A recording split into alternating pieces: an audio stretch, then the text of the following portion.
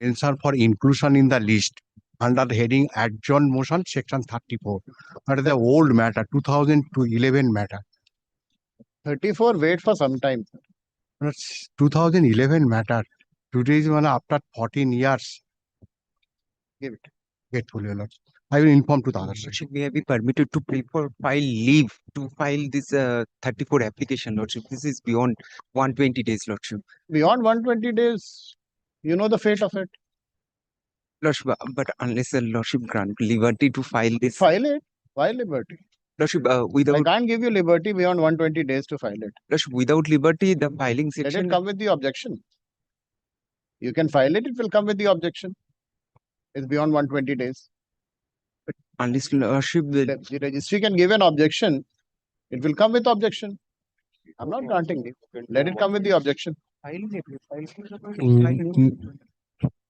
May I have your lordship's kind leave to mention as section 34, your lordship, the respondent has filed with vague grounds, your lordship, only to stall the enforcement petition, your lordship. Why, If it can, there's a stay. there's a stay, your lordship, there's a stay, but your lordship, Whatever it is, sir. your lordship, everybody has the same it won't take much time because it's on vague right. grounds, your lordship. Not right. Sorry. My lord, may I have my lord leave to seek inclusion of an execution case? Because this is 2021. Upon notice, my lord, may I move to one execution matter? There was a direction to file the assets, my lord. We are ready to pay the decretal amount and the check is ready, my lord. Kindly fix it the date tomorrow Retell with the interest. with interest. Lordships in the appellate side, my They lord. could have given me the check, Just my lord, Tomorrow. instead of, because the matter is to appear on 27th. If they give me the check today, I'll encash it, and if the amount is Tomorrow to be mentioned satisfied, my lord, in court, I will would pay. on 27th I would come and could say, have done this exercise outside the code also. What was the difficulty in that? Instruction need to pay before the court, my lord.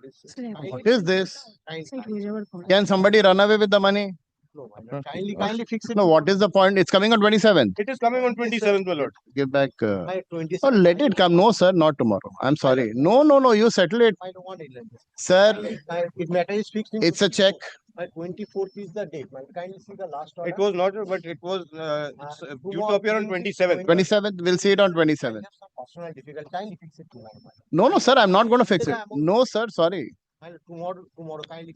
I will pay the amount today itself. Kindly fix it tomorrow. To 24th, I have some. Tomorrow execution नहीं है. हाँ, sorry. To be mentioned मैं कर दूँ. Your lordship, The check to him. I will pay. your lordship, leave be given to mention of 3 commercial matter for withdrawal. Lord, may I have your lordship's kind leave to mention a section 34, my lord. 34 not right. Lord, I am the order. The only difficult. Wait for some time, sir. Wait for some time. Lord, an execution matter for inclusion, my lord, 2025. Lordship, I mentioned one matter, is C 412 2023 for withdraw. Withdrawal. This matter has been settled. Lordship, may I be permitted to mention the matter for Inclusion, what is it? it's a 2020 matter. It comes What petition is it? 34, 29, 36. What is it? May be permitted to mention 2 execution matters for inclusion in the daily list. There was a direction for the award debtor to Execution. execution, Lordship. Grateful. One execution matter in which the stay has now stood vacated. There was an order passed by this court for deposit of the entire future interest also. They tested the matter before the Honorable Supreme Court. That application has been now, my lord, the stay has been vacated because, my lord, they have not deposited the money. So, my lord, we have to proceed with the execution. Kindly, my lord, place it in the list, my lord. It's already been filed, right? Yes, it has been filed. But We'll because see. the stay operating, the execution could not proceed. Now the stay has been vacated because they have not paid. We'll see, Mr. Sen. May I be? Number 12, my lord. We'll see. My lord, another execution also 37 has been dismissed. This is appearing in your lordship's list, my lord, if it can come up. My lord. Up, don't ask for that. Upgradation, don't ask for it. May I have your lordship's kind. Wait. No, wait for some time. Wait for some time. Upgradation, wait for some time. Lord, upon notice inclusion section 34 matter, Your Lordship. 34, right? Wait. May I be permitted to mention one matter for extension of interim order, Your Lordship? The interim order is expiring on the 30th. It's my execution case, Your Lordship. Give your But we seek to withdraw the section 34 application, Malad. Kindly, if it can be brought on the list for withdrawal. Extension of interim order, Malad. extension take. Two execution applications. They are in the list. Now the Wait for some time. 37 all dismissed. Part money has been paid. The balance the state government is not paying. The order has been tested by Just- Supreme Court twice. Wait for some time, sir. Matters are in the list. I must indicate. Just wait for some. One upgradation. Just wait for some time. Just wait for some. My Mayor Lordship's indulgence to mention one part-heard matter concerning appellate side, my Lord. Lordship's direction was there to matter to appear on 12th of November. These are the matters, my Lord. Doctors are not getting pension despite their rendering service for 20 years. I'm covered by Your Lordship's order to that extent. Just wait for some time. I have, quite a few matters on the appellate side. Mention it after. Liberty may be given to mention next week if Your Lordship so desires. Next week. Next week. My Lord, may I- And for the private respondent, it will be listed for this. What is it? Lord, despite of the earlier occasion, they have filed one deed application, they withdrawn, again file another appeal without any steps. I'm not. What appellate side? What is this petition you're filing, sir? A private respondent, my lord, petitioners has filed the application for Why are you mentioning before me appellate side? reaction, police inaction. Police inaction, why before me, sir? Next. My Lord, may I be permitted to mention a matter for upgradation, my Lord? My Lord, Upgradation, wait for some time, sir. His Lordship. Appellate side group 5 matter quantum application, my Lord. Wait for some time. She is my sister. My Lord, I remember that. I remember next week. Next week. Next week. Your lordship, this is a section 34 application. I'm mentioning upon notice, your lordship. 34. Wait Your for some lordship, just I time. mentioned that this matter was extensively heard by the previous honorable is having the determination. But I'm seeking relief. Does the order record? It's a part heard No, matter. it's not part heard matter. Then sorry, no release. I'm mentioning upon notice, lordship. Section 14-15 application, urgency is that my cross examination is already going on, and for the tribunal, the matter is next listed on 9th December. In the meantime, the tribunal has indicated that if I don't get a stay, the cross examination will proceed and the argument will be hard. Nothing And doing. It should. No, not right now. No, let it be heard. Yes. Call out the list. Commercial petition item number 1. Wait, please, your lordship, my lord. I appear for the Port Trust, who is the award holder. Lordship, I appear for the judgment debtor in this. I am for the award holder. My lord, there are 6 awards in my lord, analogous 6 matters. Now, my lord, here on 5 matters. Now, my lord, the date is, my lord, now 6.5 crore on Port Trust. On the last occasion, my lord, against my lord, warrant arrests were issued against my lord, one Navneet Jain. Now, Lord, we have filed the requisition with the department so that my lord, the warrant of arrest can be executed. My lord, we don't know, my lord, the outcome of it. My lord, whether he is arrested or not. My lord, we don't know. Lordship, kindly have a look at the last order. Obviously, he has not been arrested because then he would have been produced here if it was. So further direction maybe, my lord. September 15, 2025, the lordship takes, my lord. Huh? September 15.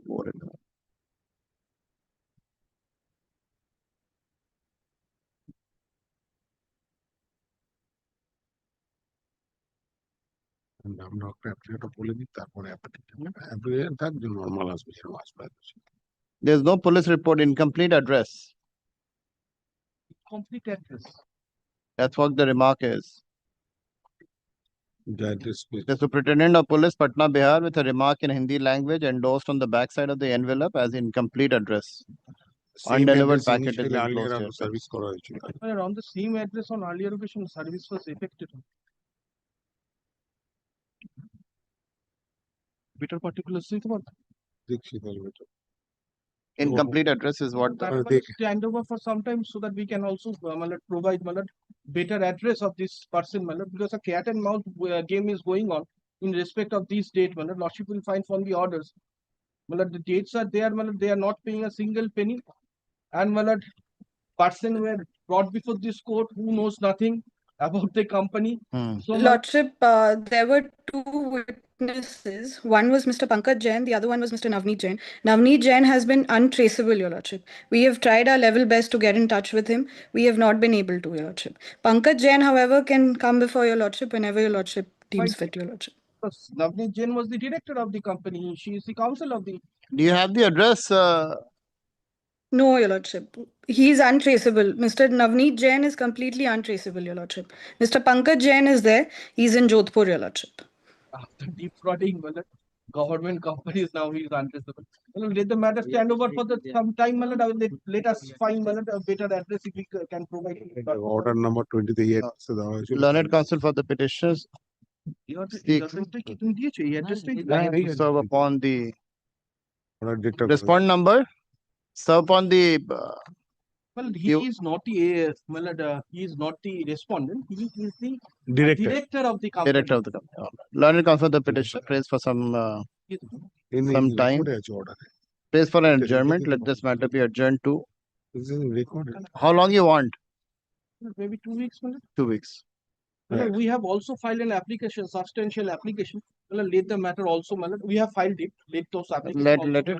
Come along with this. It will come in due course. Lordship, I'm grateful. Grateful, All the matters 1 to 5, right? 1 to 5. 1 to 5 same. So is it all connected or separate orders are required? Separate orders are required because there are 5 different. 5 executions. 5 different hours and 5 executions. All right, 5 executions. Lord, All right. I'm grateful. You got just order Number 6, my lord, I'm appearing on behalf of the award holder. I have instruction from my client to withdraw this application. Learned counsel for the petitioner seeks to withdraw the present petition. The same is dismissed as withdrawn. Seeks to withdraw the present petition since the matter stands. Is it resolved? Yes, sir. Matter has been resolved outside of. Yes. So court matter can record that and dispose of. Since the matter has been amicably resolved between the parties.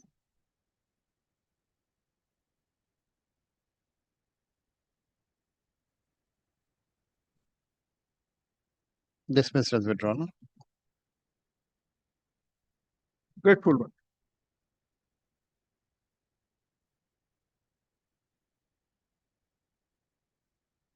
Number 7. Your Lordship, this is my section 29A. On the last occasion, it was adjourned by your Lordships for granting me opportunity to obtain the physical copy of the newspaper for substituted service upon the respondents who are appearing before the arbitral tribunal, but deliberately not appearing here, your Lordship. May I hand over the affidavit of service?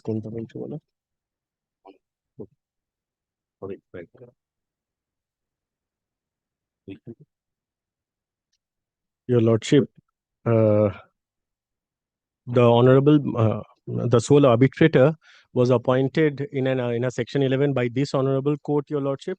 Your Lordship, kindly come straight away to page 113, the last page of my application.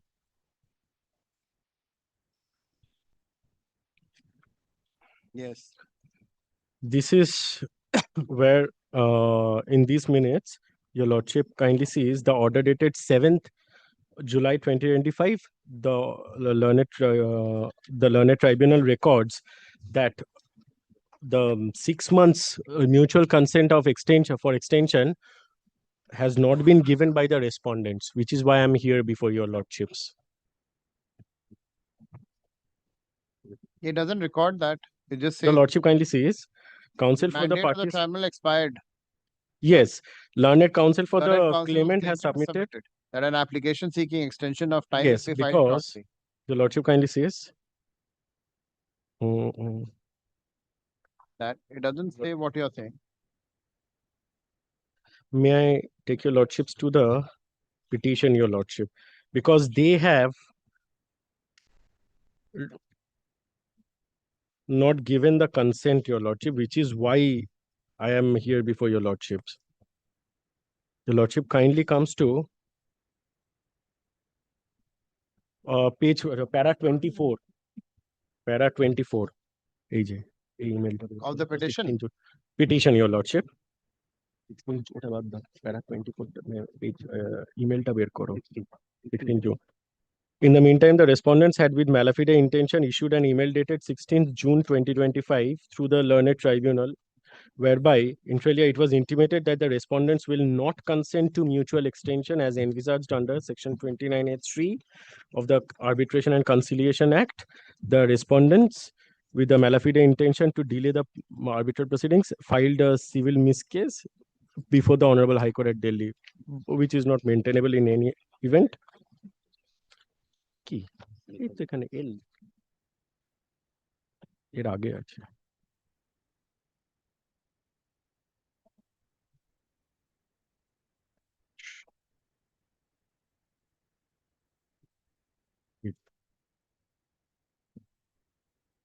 Your lordship kindly comes to page 79.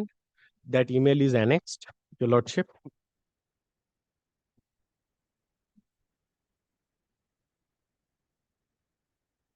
Yes.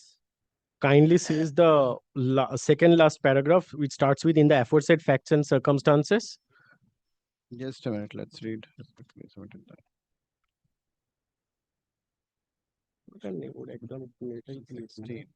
They have directly consent. Refused.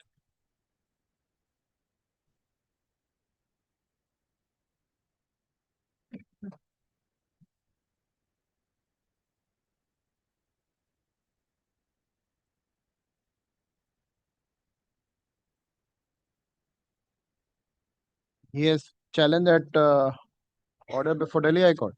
Yes, they have filed a civil revision, which is of no consequence, as your lordship is well aware. And your lordship kindly says, in the aforesaid circumstances, our clients are not consented for any extension of further 6 months' time for the present arbitral proceedings. So they have refused to give consent under section 29A(3). Hence, I am before your lordship. Your lordship, the mandate has expired on 20th June 2025, as has been recorded in the order of the learned tribunal at page 113, as I have already shown your lordship. Yes.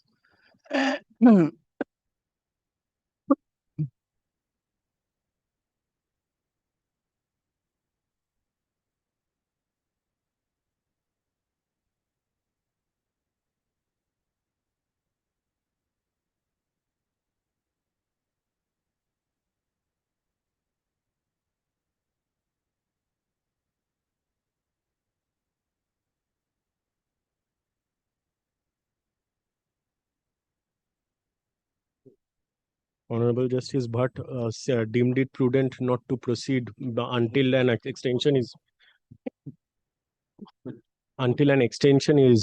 obtained from this honorable You are court. appearing. I am led by Mr. Yes. Banerjee, your So lordship. this had a little checkered history because, my lord, they filed an application before the Delhi High Court, my lord, challenging, my lord, his jurisdiction, which was, my lord, turned down.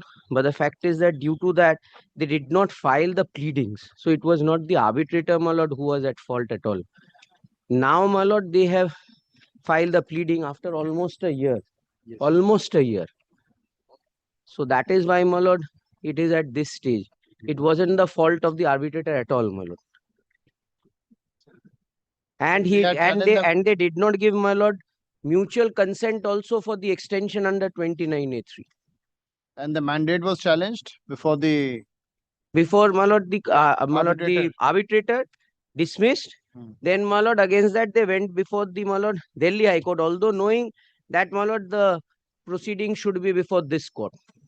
And where's the So order? therefore, my lord, there was no fault of the arbitrator, my lord.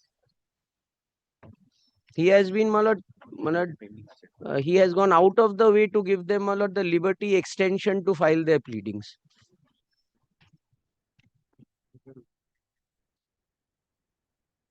And, my lord, the most importantly, my lord, they did not give consent also for the extension before the arbitrator. That is why we had to come before, my lord. Where's the order appointing the arbitrator? Which is it? My lord, gives me one moment. Do you have that order here? Yes, my lord. He was appointed by this honorable court, my lord. এটাই না? হ্যাঁ। My lord, that's at page, my lord, 62, 4th December 2023.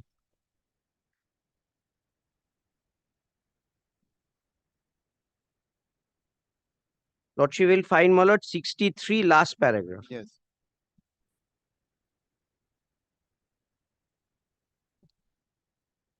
Yes. Last পেজটা কোথায়, যেটা extension বলেছে করে নিও সেইটা?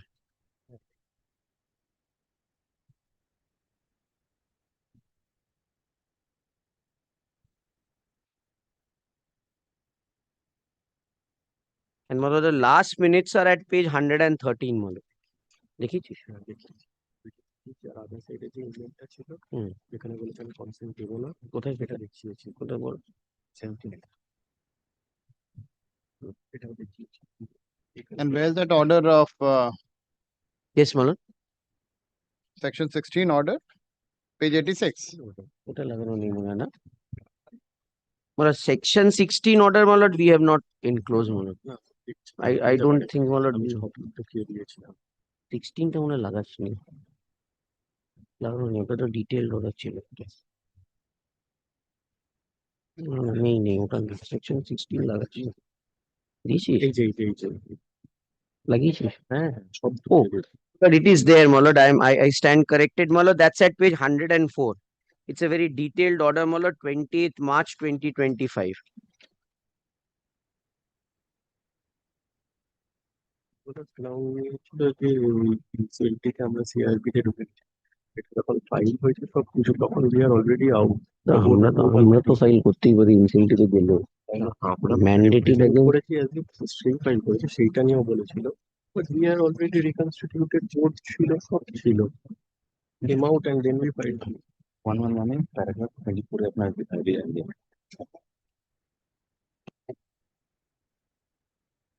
I took a ground, my lord, there that, my lord, since the company, erstwhile company had gone into NCLT, therefore, my lord, they couldn't have filed the arbitration proceeding. But, my lord, it's just the opposite. Under section 14, lordship knows the moratorium is against me, not for me. So I can file, they cannot file against me. And secondly, my lord, this company came out of CIRP because, my lord, a resolution plan was approved and the central government has taken over this company. So new board has been formed. And after that, proceedings have been filed. But only to delay, my lord. Only to delay the proceedings. ওখানেও appeal করছে, এখানে ইচ্ছে করছে।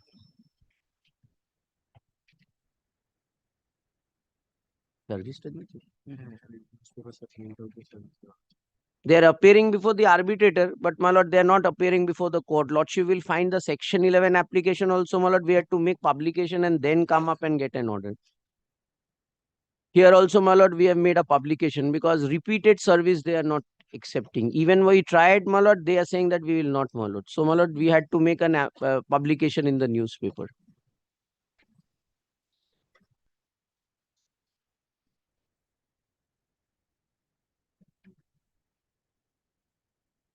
The tribunal made all possible efforts, my lord. All possible efforts, my lord.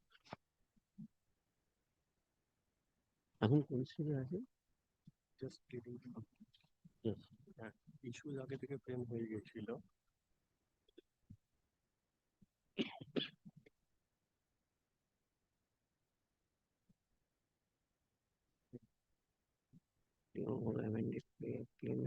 Statement দিয়ে file করে দিয়েছে defence.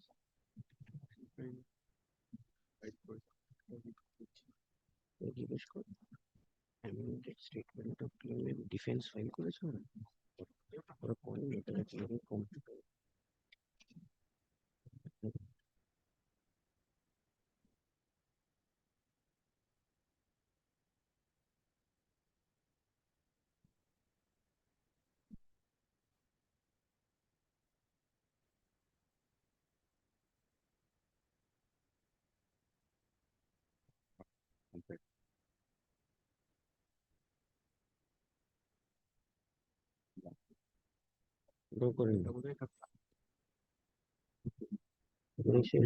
All right, take it down.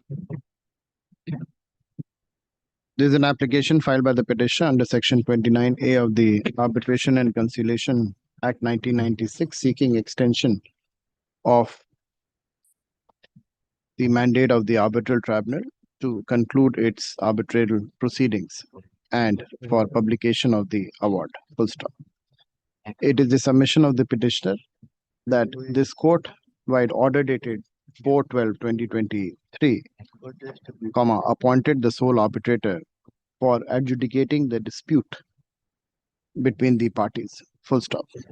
The pleadings were completed on 21/6/2024. Full stop. The mandate of the arbitral tribunal was to expired on 26/2025. However, the sole arbitrator had informed the parties that an application shall be filed before the court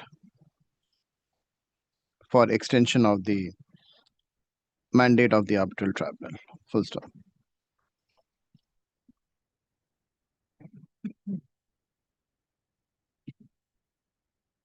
In view of the same, the petitioner has preferred the present application seeking for extension of the mandate of the sole arbitrator. Full stop. This court has examined the records in detail. Full stop. The learned sole arbitrator was appointed by order of this court dated 4/12/2023, he entered reference on 18/12/2023. Full stop. The first sitting was held on 3/1/2024. The statement of claim was filed on 10/4/2024. The statement of defense was filed. I'm just picking it from that order only. Yes, my lord. We have given a list of dates, my lord, which has all the dates, my lord. You will find it, my lord. So just confirm the dates. The statement of claim was filed on? My lord, 10th of April 2024. 10th of April 2024. The statement of defense was filed on 21/6/2024. Full stop. Rejoinder was filed on 12/7/2024. Full stop. Issues were framed on 19/8/2024. Full stop. At this stage, the petitioner had filed an application for amendment of his claim on 19/10/2024. Yes. Full stop. The same was allowed by order dated 28/11/2024, and the petitioner had filed his amended statement of claim. Full stop. Have they filed their response to that? No, yes, my lord. They have filed the response. The respondent. We had to file a rejoinder within time. The respondent had filed their reply to the said amended statement of claim. Full stop. The petitioner is at the stage of filing his rejoinder to the said reply. Full stop. So only one thing, that filed a section 16, which the arbitrator had to deal also. Learned counsel for the petitioner further state as section 16 application was filed by the respondent challenging the mandate of the arbitral tribunal. The same was decided by the tribunal while its order dated 28/3/2025. 28/3/2025.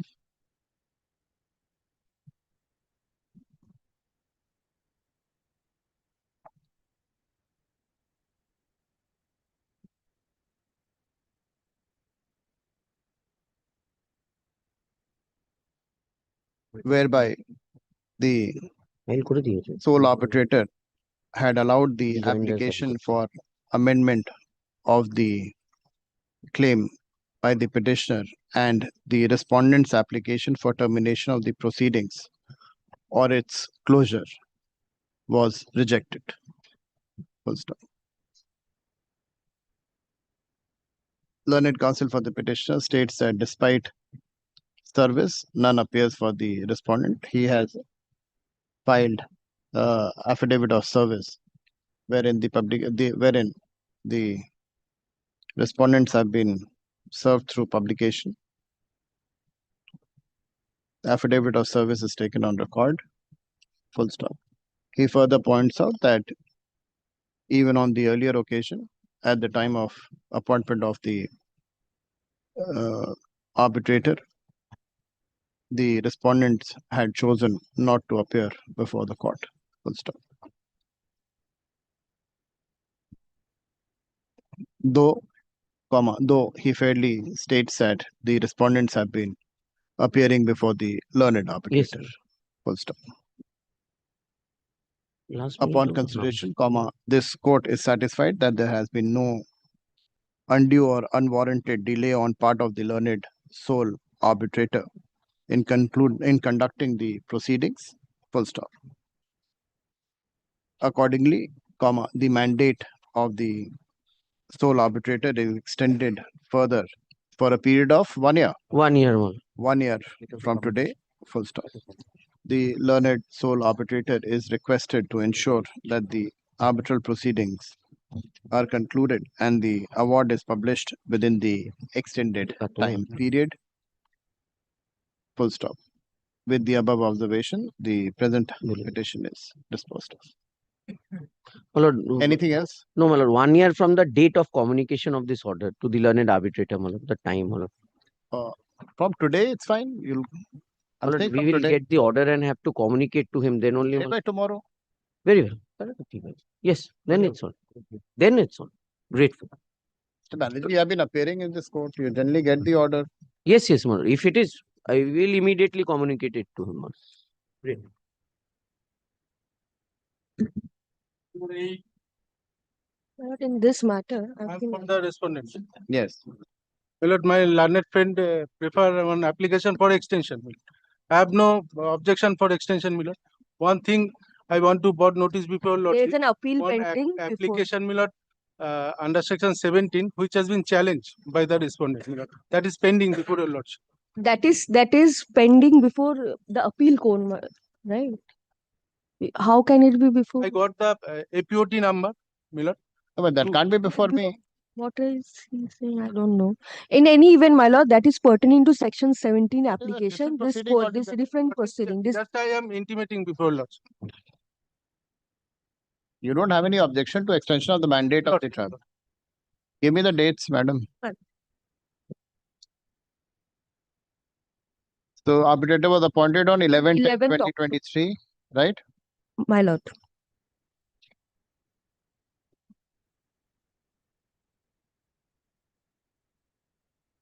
October 2023, the learned arbitrator was appointed.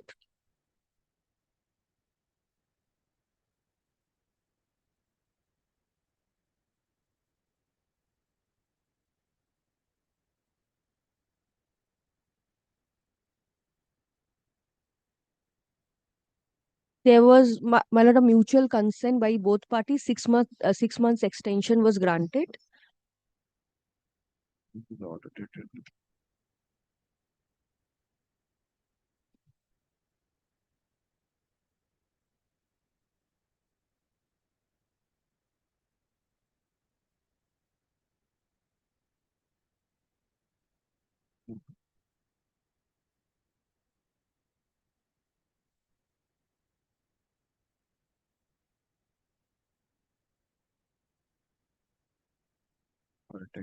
The petitioner has preferred the present application under section 29A of the Arbitration and Conciliation Act, seeking extension of time for conclusion of the arbitral proceedings and publication of the arbitral award. Full stop.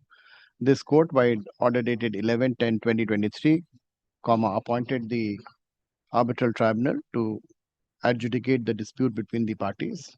Full stop. The pleadings were completed on 19/3/2024. Full stop. With the consent of the parties, the mandate of the arbitral tribunal was extended till 18/9/2025. Full stop. How many sittings? My lord, till there are 17 sittings have been done. There were 2 sections 16. It is at the stage of evidence, my lord. Learned counsel for the Another petitioner 6 months states that there have been more than 17 sittings of the tribunal. Full stop. What is the stage? Evidence, my lord. It is at the stage of evidence. She further points out that the tribunal is conducting the proceedings at the stage of evidence. Evidence of the claimant's witness. Evidence of the claimant's witness. Full stop. Learned counsel for the respondents states that he has no objection to the extension of the mandate of the arbitral tribunal. Full stop. Upon consideration of the submission. Lordship, if possible, my lord, record my submission that one appeal has been preferred by the respondent. If possible, there is no point. There is no need. This is section 20. Upon consideration of the submissions of the material,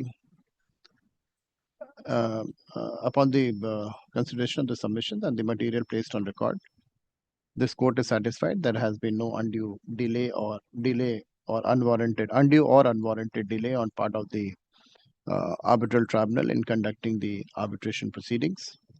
Full stop. Accordingly, the mandate of the arbitral tribunal is hereby extended for a period of 6 months. 6 months. 6 months from today. Full stop. The learned arbitral tribunal is requested to ensure that the arbitral proceedings are concluded and the award is published within the extended time period. Full stop. With the aforesaid observations, the present petition stands disposed of. My lord, affidavit of service may be taken. Affidavit of service taken to record. Much obliged, my lord.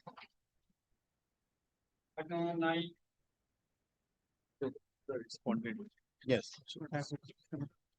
This is my section 29A application, my lord. My lord, what happened, my lord? The arbitration clause was in an agreement for development, my lord. Now, the mandate has started, my lord. 11 sitting was done, my lord. It was in a stage of, my lord, cross Order of appointment page. my lord. Page appointment, my lord. 36. 36. I should tell your lordship, there was a prior arbitrator that was appointed. Now, thereafter, we as respondents preferred an SLP. There was a delay. Finally, after notices were issued, the SLP stood dismissed with the liberty to take up all the points before the arbitrator. Thereafter, we had come before this court because the mandate of that arbitrator was done. Thereafter, this court, by this order dated 17th of January 2024, has appointed the present arbitrator. Justice Bhattacharya was appointed, my lord. The 11th sitting was done, my lord. In that, my lord, they took a plea, my lord. They took an objection that the development agreement is not registered. And so today you have any objection to the extension application? No, I do not have an objection to the extension application. There is only one thing I'd like to point out to my lords for my lords' consideration. It's that on 11th of November 2024, Lordship kindly sees page 134. It was the direction of the Honorable Arbitrator to direct them to present the deed that they were relying upon before the District Collector for impounding and for proper sufficiently stamping the same. Lordship, it seems that they have already done it in 2024. Lordship, today we are in 25. There has been no thereafter movement, they have not pleaded that they are trying to follow it up, because until that doesn't come, my lords, and lordship will appreciate it's a government organization. Until that deed does not come, we will not be able to proceed in the arbitration. So at least my learned friend takes it upon him to get that thing moved. We are taking all steps, my lord. Before we are pursuing the collector, my lord, we have then sent advocate over there also, my lord. And my lord, we are also planning to file, my lord, a writ petition against this inaction, my lord, by the collector, because he is not accessing, my lord, the market value, my lord, and as to it's not informing us. For that, my lord, we could not give this stamp duty, my lord. We are taking step, my lord, and we will certainly take step, my lord. That is not the issue, my lord.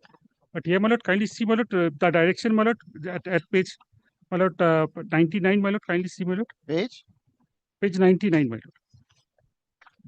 First, kindly see, my lord, page 97, by my lord, the by consent, my lord, was extended for 6 months, my lord, which expired, my lord, on, my lord, 8th November 2025, my lord.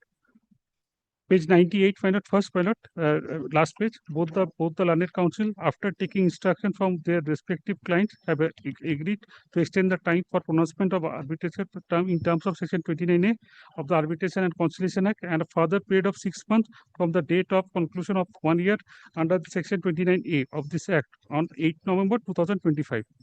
Let the consent be recorded. Now, thereafter, my lord, kindly come to page 99, where the direction was there, my lord,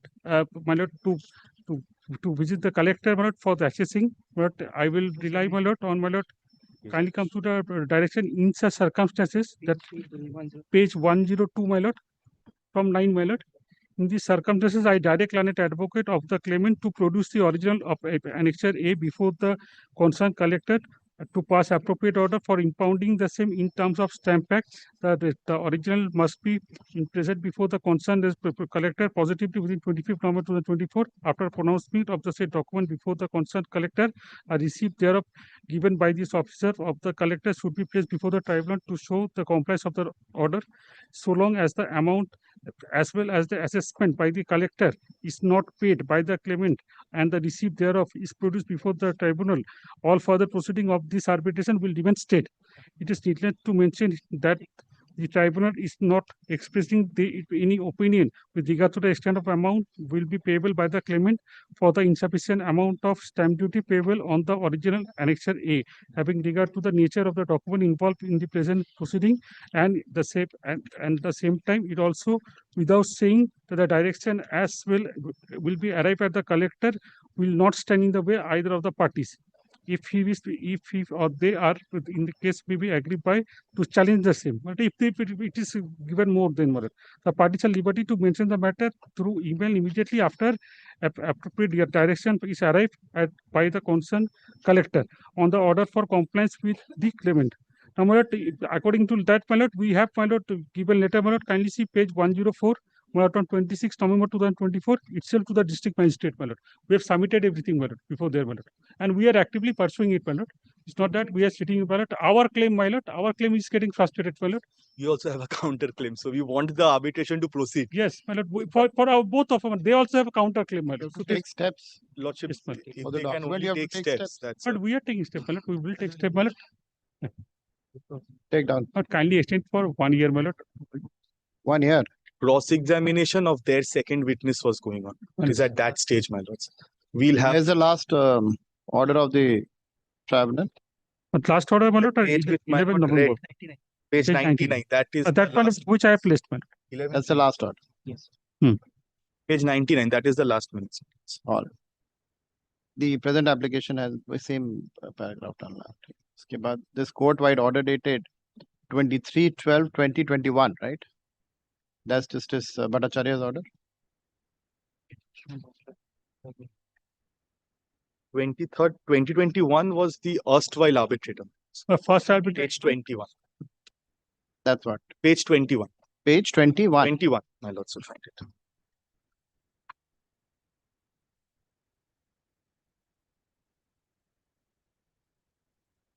This court-wide order dated 23/12/2021, appointed. Who was appointed first? Justice Oshin Kumar Banerjee. Lordship will kindly come page 23, para 7.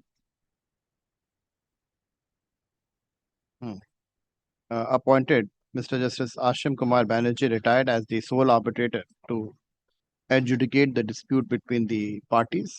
Full stop.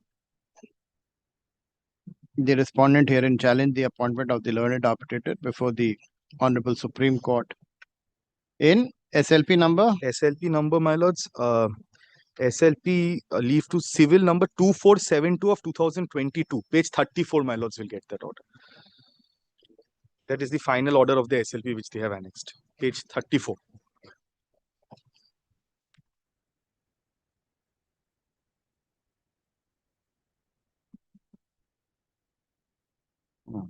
In SLP number 2472 of 2022. Full stop. The said petition was dismissed by order dated 3/11/2023. Full stop. The mandate of the said arbitral tribunal expired on 5/1/2023. Full stop. Since the respondent did not consent to the extension of the arbitral tribunal, the petitioner preferred AP Com 33 of 2023.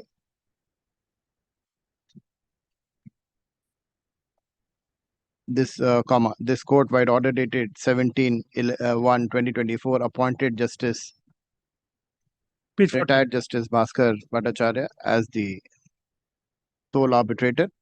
Full stop. The pleadings before the arbitrator were completed on 8/6/2024. Full stop. With the consent of the parties, the mandate of the tribunal was extended for 6 months till 8/11/2025. Full stop.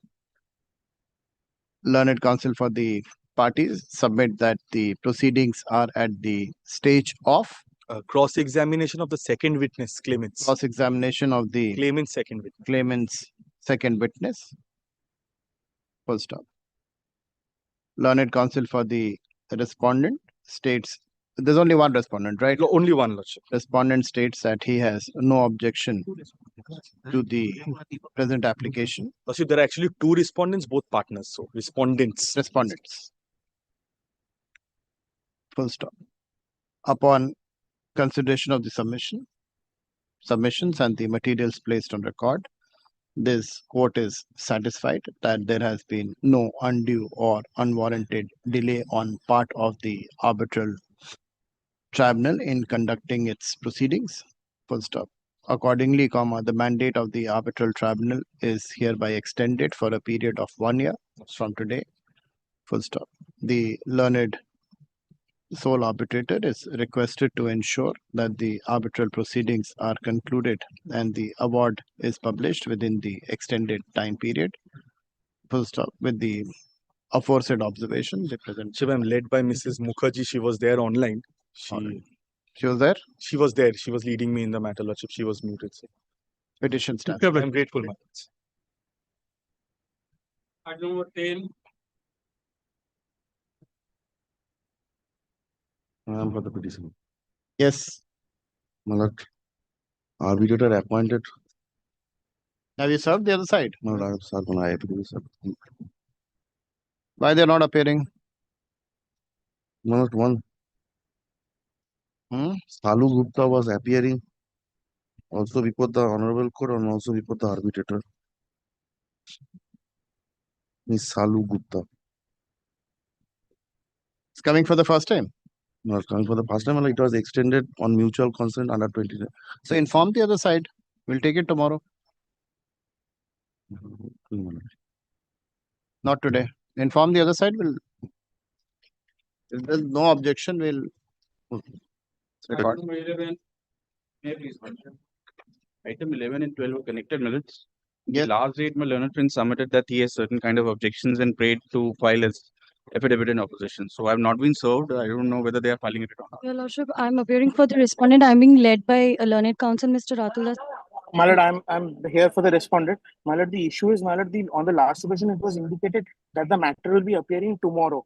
My lord, we have prepared the affidavit. We shall serve it in the course of the day. May both the matters appear tomorrow. My lord, we'll take it up. I am not raising any other point. Mr.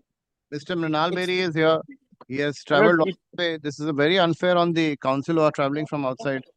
My lord, I am sorry, my lord. I did not know about this, but Mr. Berry was the one who had requested instead of Monday to keep it on Tuesday. My lord, if I had known, I would have been I personally had a present matter and to tried. Bombay High Court. I somehow the registry updated for 24th. That is why I am here on 24th. Tomorrow? Tomorrow. Let it be. My lord, I shall be physically present and I shall serve the affidavit before that. Serve the affidavit today itself. Itself. Much obliged, my lord. Both 11 and 12, my lord. Not today, tomorrow. Number 13.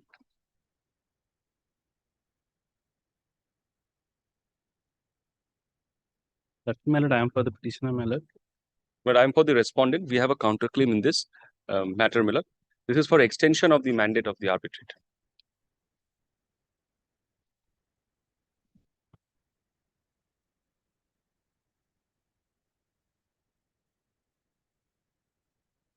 Appointed on 19th April? Yes, my lord. Appointed on 19th April 2023. And Miller, I've gone through the application, Miller. There are some differences with the dates. So I must indicate, Miller, the correct dates. Yes. 19th April 2023, Miller, is the date of appointment. Pleadings, Miller, are completed on 28th of June 2024. This has unfortunately gone wrong in the application. It should have been 28th of June 2024 because I have a counterclaim and they filed, Miller, a written statement rejoinder to that. So 28th of April 2024, Miller, is the date of completion of pleadings. 28th of April or May? Sorry, Miller, 28th of June 2024. June. And 1 year from that date, Miller, is the usual time for which, Miller, the arbitration proceeding should have completed. But parties, Miller, have extended the time by mutual consent. That is recorded in the minutes of 11th April 2024. Till? So, Miller, it expires from, so 6 months, Miller, will be added from 28th of June 2025 and next- 6 months takes us to 28th of December 2025. So, my lord, we have come up with this application within the time for the arbitral tribunal. My lord, the mandate is that yet is to not a expire. That is not a concern now. Your lordship can, my lord, extend with effect from 28th of December 2025. Take down. First paragraph same. hai. This court, by order dated 19 April 2023, appointed the sole arbitrator to adjudicate the dispute between the parties. Full stop. With the consent of the parties, the sole arbitrator entered reference and he entered reference on Lord, that 19th April. No. 19th April. But that date of communication of the notice is not available with us readily. with the consent of the party, the learned sole operator, wo chhod do fir. The pleadings, learned counsel for the petitioner states that the pleadings in the matter were completed on 28/6/2024. Yes. Full stop. With the consent of the parties, the mandate was further extended for a period of 6 months till 28/12/2025. Yes. Learned counsel for the petitioner further states that the matter is at the stage of cross-examination of respondent's witness. Yes. Cross-examination of respondent's witness, full stop. Learned counsel for the respondent states that he has no objection to the extension of the mandate of the arbitral tribunal, full stop. Upon consideration of the submissions of the parties and the materials placed on record, this court is of the considered opinion. This court is satisfied that there has been no undue or unwarranted delay on part of the arbitral tribunal in conducting its proceedings. Full stop. Accordingly, the mandate of the arbitral tribunal is further extended for a period of. Lord, we have prayed for 12 months because there are 3 purchase orders and examination and for argument. a period of one year from today. Full stop. The arbitral tribunal is requested to ensure sole arbitrator, right? Yes. The learned sole arbitrator is requested to ensure that the arbitral proceedings are concluded and the award is published within the extended time period. Full stop. With the aforesaid observation, the present petition stands disposed of. I'm deeply obliged. The item number 13, 14, and 15. 14 and 15. 13, 14, 3 purchase orders. Yes, my lord, 3 purchase orders. Different orders. It can be different orders, my lord. It will 13, 14, we will different communicate. orders, but same. But dates and all are same. Yes, my lord. 13, 14, 15. Deeply obliged.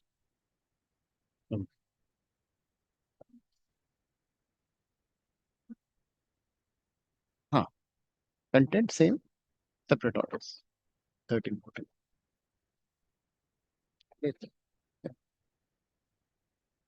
Act number 16. May it please your lordship. Yes. For the first time, I'm not having to argue jurisdiction point before your lordship in an arbitration matter, but it's a section 29A application and we deserve severe admonition from your lordships. Now, none of us had noticed that the date has elapsed. We have held 4 sittings after the mutually extended 6 months. None of us noticed, neither the arbitrator noticed. Now, when the matter has been reserved for passing of award, the arbitrator calls up my advocate on record, says that I find that this time is not there, so we had to come running to the court. My lord, it's completely our fault. My lord, we have really no explanation to, my lord, justify this time. And My we lord, are- I'm appearing for the respondent, my lord. He's My one lord, of I the am not. two I'm there. not objecting to this. I'm not objecting. Now he's to not this. objecting. But No, my both lord. of us My made lord, where submissions. my lord, there's certain places where we can't object. And my lord, most of these sittings I was arguing before the arbitrator. Yes, and especially when it's your mistake. Absolutely, my lord. You are part of Both it. of us, my lord, take equal responsibility. My lord. All right. Well, give me the dates. Yes, my lord. My lord, the learned arbitrator entered upon reference. Appointment date? Yes, my lord, the section 11 order was 25th April. No, Yes. my lord, the initial order was 2nd of March 2023. Thereafter, the personnel of the arbitrator was changed because the originally appointed arbitrator expressed unwillingness. That order was, my lord, 25th of April 2023. 25th of April 2023, when the learned arbitrator was appointed. My lord, the learned arbitrator entered upon reference Yes. on, my lord, 11th May 2023. 11th. When he sent the notice intimating all the parties for with regard to the first sitting. All right. My lord, the respondent did not file any statement of defense. Their right was closed. All right. So, my lord, the 6 months time possibly has to be calculated from the entering upon reference, which is 11th of May. So, my lord, I have calculated the 6 months time as 10th of June. 10th of November 2023. My lord, the 1 year period expires on 10th of November 2024. The first 1 year period. Under the mutual extension that is recorded in the minutes of the 14th February 2024, 2025, I'm sorry, 2025, the 6 months period, that is extended from 10th of November till 10th of May 2025. All right. And my lord, 4 sittings, if your lordship kindly takes a look at my prayer B, my lord, 4 sittings which were held beyond time. My lord, I've indicated the dates of the sittings, my lord. If my lord is kindly please to take a look at prayer B of my application, my lord, kindly. Well, Yes. 4 sittings held on 8th of July, 14th of July, 5th of August, 26th of August, all beyond the extended period of 6 months. The problem was because the minutes of the 14th February record 6 months extended. So we thought that it's 6 months extended from the February. But it had to relate back to the original 1 year period, which none of us, my lord, noticed at that point of time. That is where the problem comes. But all the arguments there is no dispute. There is no dispute with my learned friend on this.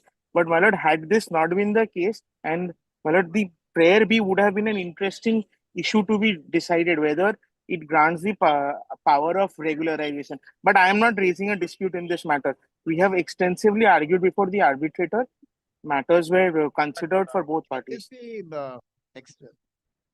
regularized. But I have not seen any judgment either yes or no. I was looking for it before moving this application, but either way I have not. But what judgment I have got is one, So which prayer, is then prayer B, I can't grant you prayer B. but only thing, my lord, I was humbly beseeching, subject to my lord's kind consideration. But would it, my lord, if I may ask this in a question form to myself, my lord, that my lord, would your lordship's extension from that date automatically, my lord, regulate this? My lord, if your lordship kindly considers a situation of 29A being filed and the proceedings going on, my lord, then as per the judgment of my lord, the Rohan builders of the Supreme Court, now it is clear that after expiry of the mandate, one can file. The proceedings has not terminated because it terminates on passing of the award. So my lord, in the meantime, so whatever sittings have been held, if your lordship extends from the 6 month which expired, then automatically perhaps, my lord, in my humble understanding, subject to my lord's kind consideration and interpretation of that. So we'll not speak about it then. We'll Yes. extend it. Yes, my lord. My lord allows prayer A, and it will automatically extend the whole period. My But lord. only thing, just to satisfy your lordship's conscience, kindly sees page 115, which records, my lord, hearing concluded and it was reserved for passing of award. Page 115 is the last minutes.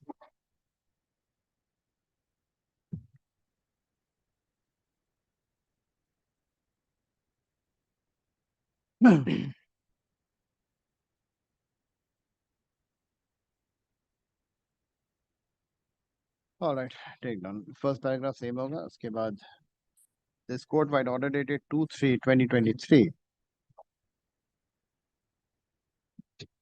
appointed 2nd of March, right? The first appointment. Yes. Just 2nd March 2023. Yes. Had appointed the learned sole operator. Full stop. The said order was modified on 25th April 2023. 25th April 2023. And the present learned sole arbitrator was appointed to adjudicate the dispute between the parties. Full stop. The mandate as per section 29A1 ended on 10/11? 10/11/2024. 10/11/2024. and the parties by mutual consent extended it till 10/5, 10/5/2025. Full stop. Learned counsel for the parties submit that 31 hearings have been conducted by the arbitral tribunal and the present and that the matter is at the stage of publication of the passing of the award. Full stop. Full stop. It's for the publication of the award. Full stop. Learned counsel for the respondent states that he has no objection to the extension of the mandate of the arbitral tribunal. Full stop. Upon consideration of the submission of the learned counsel for the parties and the materials placed on record, this court is satisfied that there has been no undue or unwarranted delay on part of the arbitral tribunal in conducting its proceedings. Full stop. Accordingly, the mandate of the arbitral tribunal is hereby extended for a period of 6 months. 10/5. 6 months is My only lord, 6 months yes. is For a period eight, of 8 months. 8 months. Full stop. Don't write from today, for a period of 8 months. The arbitral tribunal is requested to ensure that the arbitral proceedings are concluded and the award is published within the said extended period. With the aforesaid observation, the present petition is disposed of. So I'm not saying anything.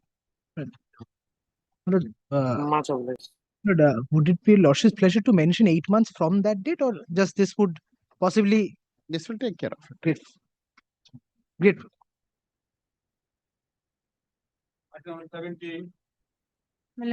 My application is on the second. 17, Your Lordship, I appear for the respondent, Your Lordship. My My Lord, we have received a copy, my Lord. May we come back after a week, my Lord? I could not engage a senior in the matter, Your Lordship. It's not required at all, Lordship. No, it is required, my Lord. We are objecting. My Lord. His friend here is more than competent, Lordship. No, Lordship, we are objecting, Lordship. My Lord, may I place my Some time, application? Lordship. We My need Lord, some time. arbitrator was appointed, my Lord, by this Honorable Court, Lordship. It has expired, my Lord, on 23rd of August 2025. My Lord, before my learned friend starts, Fine. this is the same matter which Your Lordship is hearing under section 37. Mr. Sen and Mr. Chaudhary are arguing, which is, my Lord, item number 33. So, my Lord, same matter, my Lord, I would No be, my Lord, relevance. This is a 29A application. That is a section Your 34. Lordship.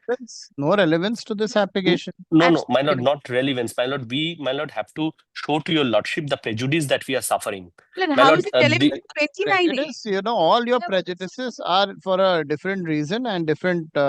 And my Lord, there are two section 29A applications as on Tell today. me One on is what before the Rajarat Commercial Court and one is filed before Your Lordship. My Lord. My Lord, Lord, he's two not- applications pending Just a minute. simultaneously. Let me hear the other side. Yes. Lord, arbitrator, my Lord, was appointed, my Lord, by this Honorable Court, Lordship, on 2nd May 2023. Lord, I've awarded at paragraph 3 of my petition. And my Lord, the first sitting was on 27 June. My Lord, I'll just indicate 2-3 dates. 27 June 2023 was the first sitting, wherein my Lord, Justice, my Lord, former Justice, my Lord, Jyotirmoy Bhattacharya, my Lord, who is the arbitrator, he already recorded the consent to extend it for 6 months. That was recorded in the first sitting. And thereafter, my Lord, we have calculated the period of 1 year, 6 months, my Lord, from the date of submission of the rejoinder. And that, my Lord, we had filed it on, my Lord, 13th of February 2024. And my Lord, from then, the date comes to, my Lord, 23rd August 2025, which is when the period of 1 year, 6 months have expired. Now, my Lord, after that, my Lord, we have filed an application, my Lord, before the commercial court. My Lord, it's a fact, and I have disclosed it in my application. But, my Lord, there had been a dispute, my Lord, regarding the jurisdiction with respect to the judgments, my Lord, passed by the Supreme Court and, my Lord, thereafter by this Honorable Court. And, my Lord, we are relying on Lordship's judgment, my Lord. My Lord, this is Endure Private Limited, my Lord, where Lordships have, my Lord, distinguished the Supreme Court judgment with that of, my Lord, the Calcutta High Court judgment, my Lord, CHC Engineer and Best Business. And Lordship has come to the conclusion that where the arbitrator is appointed under 11.6 by this court, the jurisdiction to extend You have filed a mandate. 29A application seeking extension of mandate before the commercial My lord, court? I have not Yes. moved it. It has just been filed. The next date, my lord, is on 10th of December. We have included in our petition that we will withdraw it. If your lordships considers it, my lord, we'll withdraw, my lord. We've not moved it at all. Yeah, but if you have filed it, you have filed it. My lord, we will, because my lord, This is exactly what he's also arguing in the 37 proceedings. My lord, that was, my lord, I agree, my lord, we are going to withdraw it today itself, lordship. Because, my lord, the conundrum was because of the confusion regarding jurisdiction, my lord, lordship has settled the position, my lord, in lordship's judgment. So, my lord, we will withdraw. There's a judgment which we are all awaiting. Yes, my of that SLP number 105 something. Yes, your lordship. So we are all awaiting that. That will come any day. So before we pass any orders, I think it is better we push it for another, 1 week, 2 weeks. That's Justice Narasimha's bench, which has reserved Yes, your lordship. the order. So I think we'll have it very soon. My lord, if that is what, my lord, of lordship, Clarity will come when proceedings are continuing, my lord, because we are protected by the proviso. No, my lord, we have wrote a letter to the learned arbitrator asking the arbitrator, my lord, not to proceed till the time Lord, section that is not 29A is being. Sorry, sir, that is not the. That is not the law. I understand, my lord, but prior to filing of this instant petition before your lordship, when they moved the Rajrat Commercial Court, the court had kept it for Okay. admission. So we have taken the point till the time the application is not admitted, my lord, as it is reflects from the order, my lord. So, my lord, we requested the learned arbitrator not to proceed. But he refused our prayer, my Move lord. it. My lord, in fact, lordship, my lord, what I will indicate on one occasion, my lord, this matter was fixed. The arbitral sitting on one day was fixed, where, my lord, this submission was made, that it had not been moved, my lord, because the application before your lordship had not been numbered. In all bona fide, my lord, in all fairness, my lord, the arbitrator himself adjourned that sitting, saying that once this application before your lordship is numbered, the arbitration will continue. Accordingly, my lord, the sitting was held on the 20th. The sitting on 18th November, my lord, was adjourned because of this. 20th was held. Today is also fixed. Now, my lord, if he, my lord, in all fairness, my lord, if he comes and makes this submission that the No, arbitration I'm making this submission from prior, not today only. proviso under section 29A. The problem is, madam, if you have filed that application, you shouldn't have filed that application over there. Either you should have. My lord, it was filed, my lord, in view of the Supreme Court judgment, my lord. Thereafter, my lord, the dispute, my lord, was resolved by your lordship itself. My your lordship has only clarified the situation. Not really. The dispute is the only distinction which has been made is because that Meghalaya High Court judgment in which the Supreme Court had passed an order, Yes, they had actually gone to the court over there, the High Court. So that is the reason why I had given the distinction. My lord, in the Meghalaya. Once you approach the commercial court, then in that scenario, the situation becomes different, completely different. My lord, may I, my lord, just submit? And my lord? even, we have relied upon a judgment of the Bombay High Court. Even in that case, the facts were entirely different. But this is squarely applicable to what your lordship has written, my lord, in your judgment, my lord. We'll Here, it was not appointed by the parties, my lord.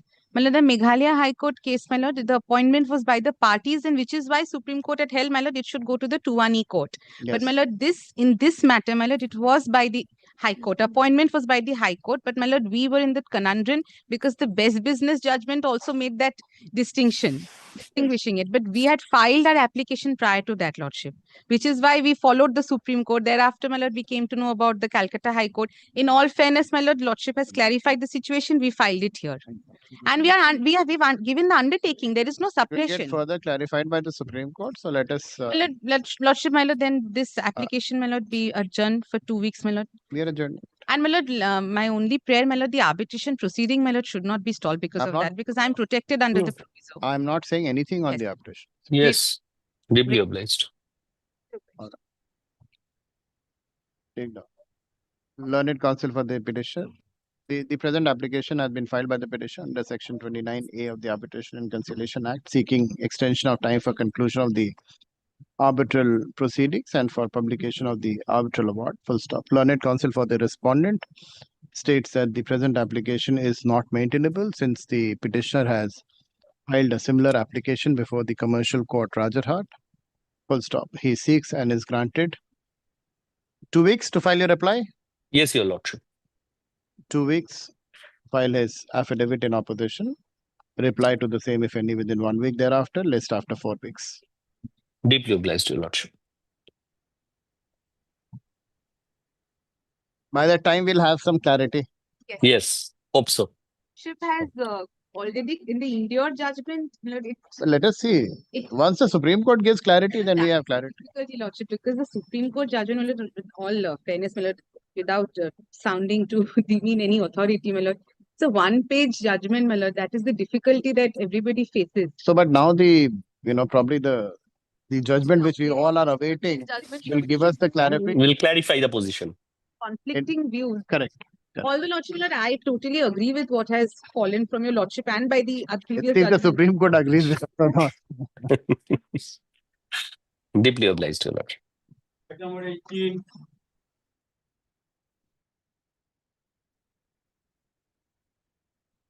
Lordship, item number 18, this is my section 9 application. Yes. The receiver has gone for the site visit and she said since she returned last night home, she couldn't prepare the report. So, Who's the receiver? You're the receiver.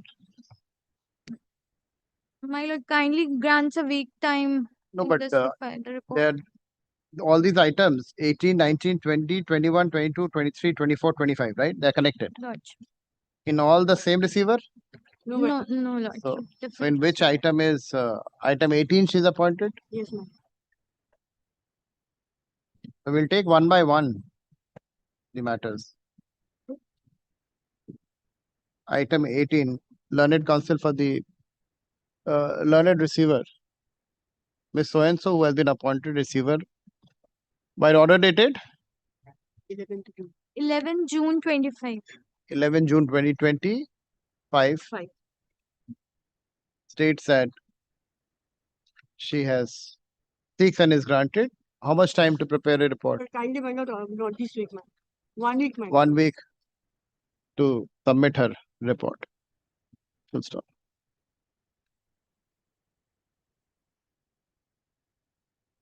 Let this matter be listed after 2 weeks. After 2 weeks, we'll keep all these matters. 19. Lordship, item number 19, the receiver is on visit currently. Learned counsel for the petitioner seeks and is granted. 19.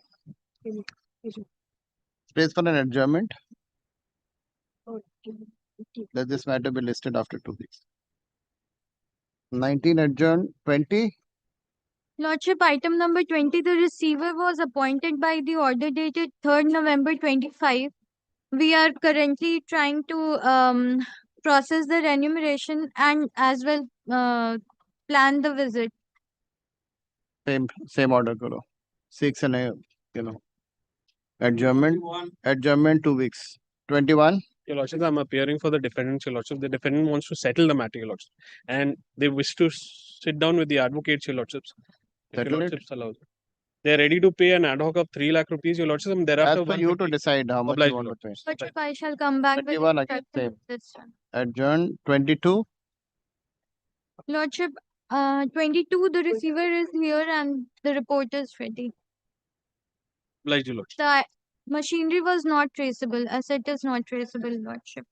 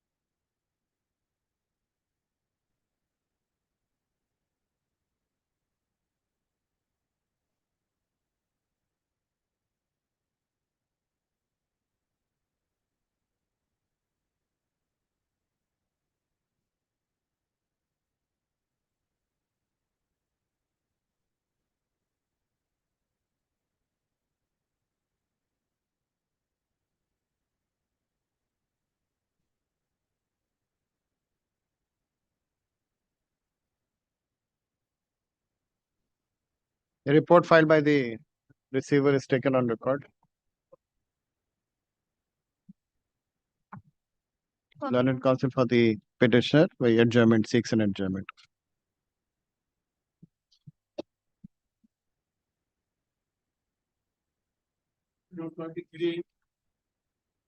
Lordship, in this, a visit was scheduled and receiver filed the report. But we will schedule a visit again because the machine was not traceable last time. Adjourn. Just simply adjourn it for 2 weeks.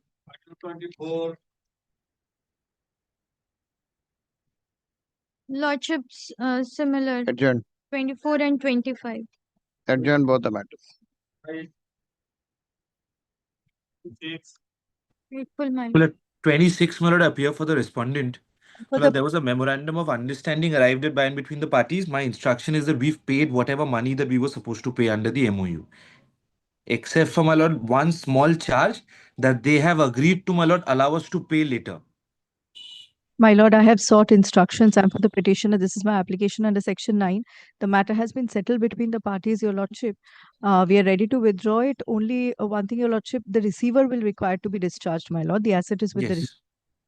And the asset could be returned to us, my lord. We were using that in our everyday business. as It per could be. inventory, your lordship, if the asset Is it settled? Yes, it is settled. Yes. Receiver may be discharged and the asset may be given to them, my lord, as per inventory. So then there's nothing, Nothing. needs to be done in section Nothing 9. needs to be done. All right. Learned counsel for the petitioner states that the matter stands settled between the parties. Full stop. The receiver is discharged. Full stop. She further states that the machine has already been returned to the. No, my lord, not returned yet. It will have to be returned. Has to be returned, my lord. The asset will be returned to the respondent. Full stop. Nothing survives in the present petition. The same is disposed of in terms of the settlement. My lord, I think, my lord, subject to correction, because the receiver was appointed by my lord, there will have to be one sentence, my lord, with a direction upon the receiver, directing her to, my lord, go and return it. Because they are in possession, physical possession of the property, asset. The receiver is discharged. वहाँ जहाँ लिखा है ना, उससे पहले लिख दो. The receiver is directed to return the goods to the respondent in terms of the settlement arrived at between the parties. Full stop. Further, the receiver shall be discharged after returning the goods to the respondent. This is basically what? It's an asset, it's a car, commercial car, your lordship. Excavator. Excavator. Drilling rig. Drilling, not a. Is directed to return Fanny SH500 Pling so and so, bearing engine number so and so, chassis number so and so, to the respondent. This page 15. Yeah.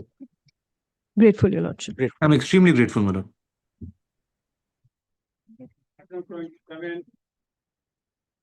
Lordship, this is my section 9 application appearing for the first time. Lordship, we have served on the respondents. The service is already on record. It has been served on all of them. Lordship, this arises from a loan agreement which starts from page 17 onwards. So what are you looking at? Lordship, this is a loan agreement which they have defaulted. Right. They had last paid on 3rd April 2024. Thereafter, there has been no payment. What about service? Lordship, service, we have already done. The service is on record, Lordship. Service hai? Service by? Service by speed post, Lordship. Before I attach somebody's... Lordship, will come again after service. We'll serve once again.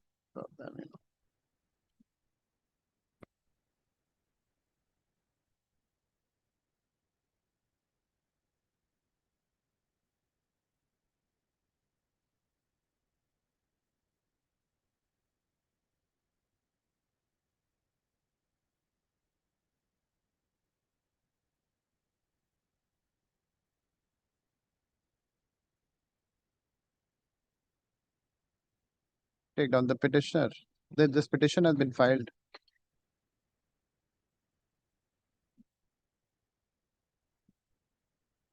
The section 9, right? Section 9. The section 9 of the Arbitration and Conciliation Act, seeking a direction upon the respondent to furnish adequate security for the alleged outstanding dues payable to the petitioner. Full stop. In the event the respondent fails to furnish the said security, the petitioner seeks an order of attachment of the respondent's bank account as detailed in annexure Lordship, loan cum hypothecation agreement. Annexure E. A. E. This is what you're seeking, right? Yes, the bank details. Yes. Bank details. E.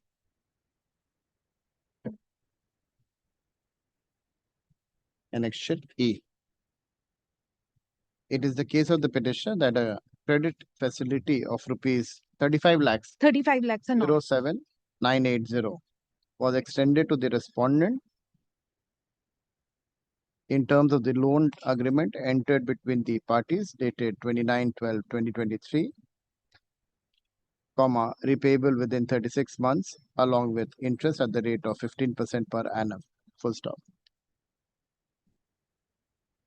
It is a case of the petitioner that the respondent allegedly defaulted after the 14th installment onwards. Consequently, the petitioner terminated the loan agreement by letter dated 18/4/2025 and demanded a sum of rupees 26 lakhs. Letter dated 18/4/2025 and demanded a sum of rupees 26,21,483.39. Full stop. The respondent failed to make the payment. The petitioner referred the dispute to the online dispute resolution platform on 28/4/2025, where an arbitrator was appointed on 30/4/2025. Full stop. However, the respondent objected to the said appointment, leading to the arbitrator recusing himself by letter dated 11/8/2025. Full stop. The petitioner submits that steps are being taken for appointment of another arbitrator. Full stop. Meanwhile, the outstanding dues have accumulated to rupees 28,12,594.31. Full stop. Hence, the petitioner has filed the present petition seeking an order directing the respondent to furnish adequate security for the said outstanding amount, failing which the bank account mentioned in annexure E be attached. Full stop. Learned counsel for the petitioner refers to, where's that agreement?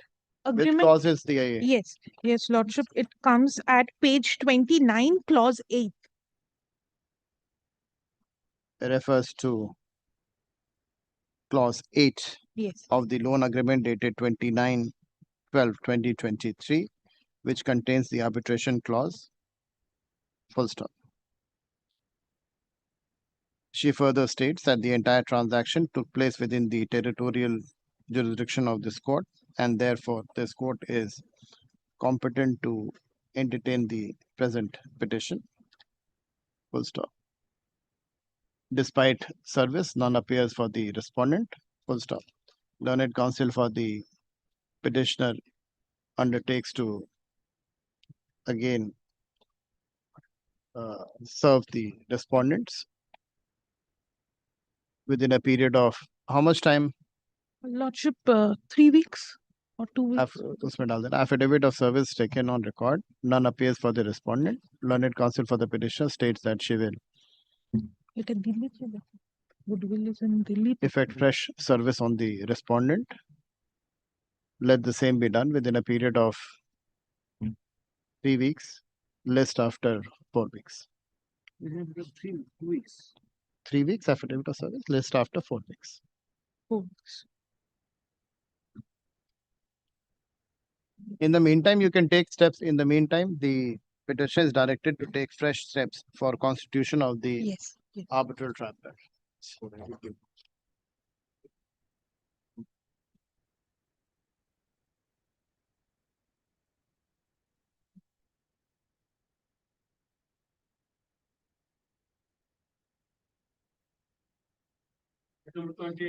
Lordship, this is also my Section 9 application appearing for the first time, Lordship. We have served. Here is the service. Lordship, they have been served. Can you give the only the amounts and all will be different? Otherwise, Yes. you have it?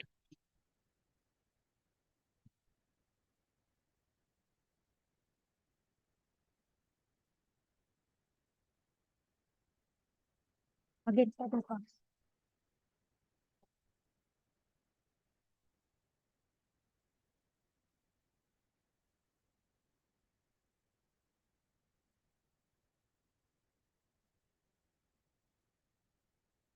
Shad.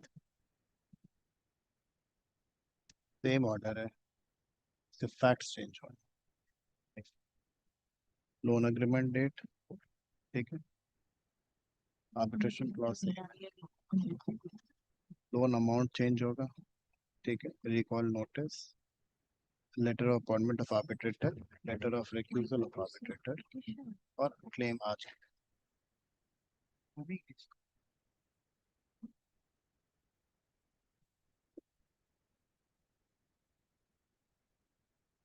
Item 29, Lordship, this matter was heard, Lordship, before where they had taken the point of jurisdiction, which, Lordship, they had given us a settlement proposal, which is to the tune of rupees 3 lakhs.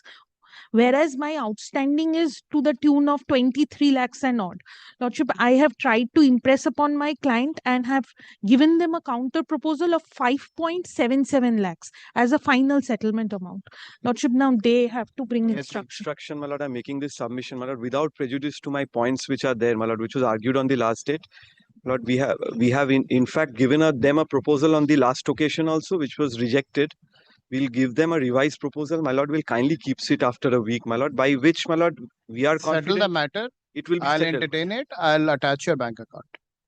Kindly keeps it after a week. Tell your client that we'll attach his bank account. What better can you get? We'll settle it, my lord. I've already spoken to my learned friend. We'll be in a position to settle the dispute.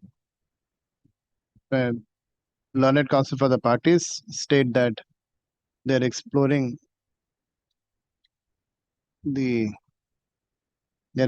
amicable settlement to the dispute between the parties. They pray for an adjournment. Let this matter be adjourned for 2 weeks. Very 2 weeks. grateful, my lord. Next.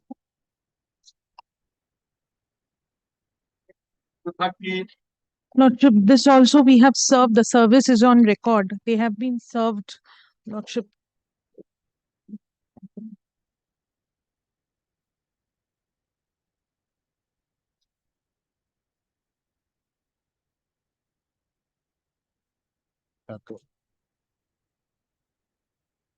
You have to use your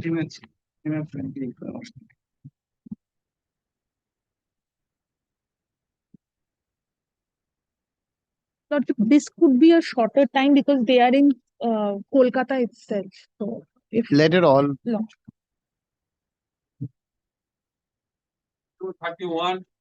31, Lordship. Again, we have served and they have received it.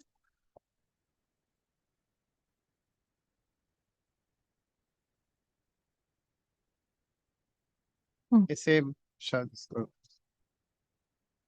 32. Same, Lordship.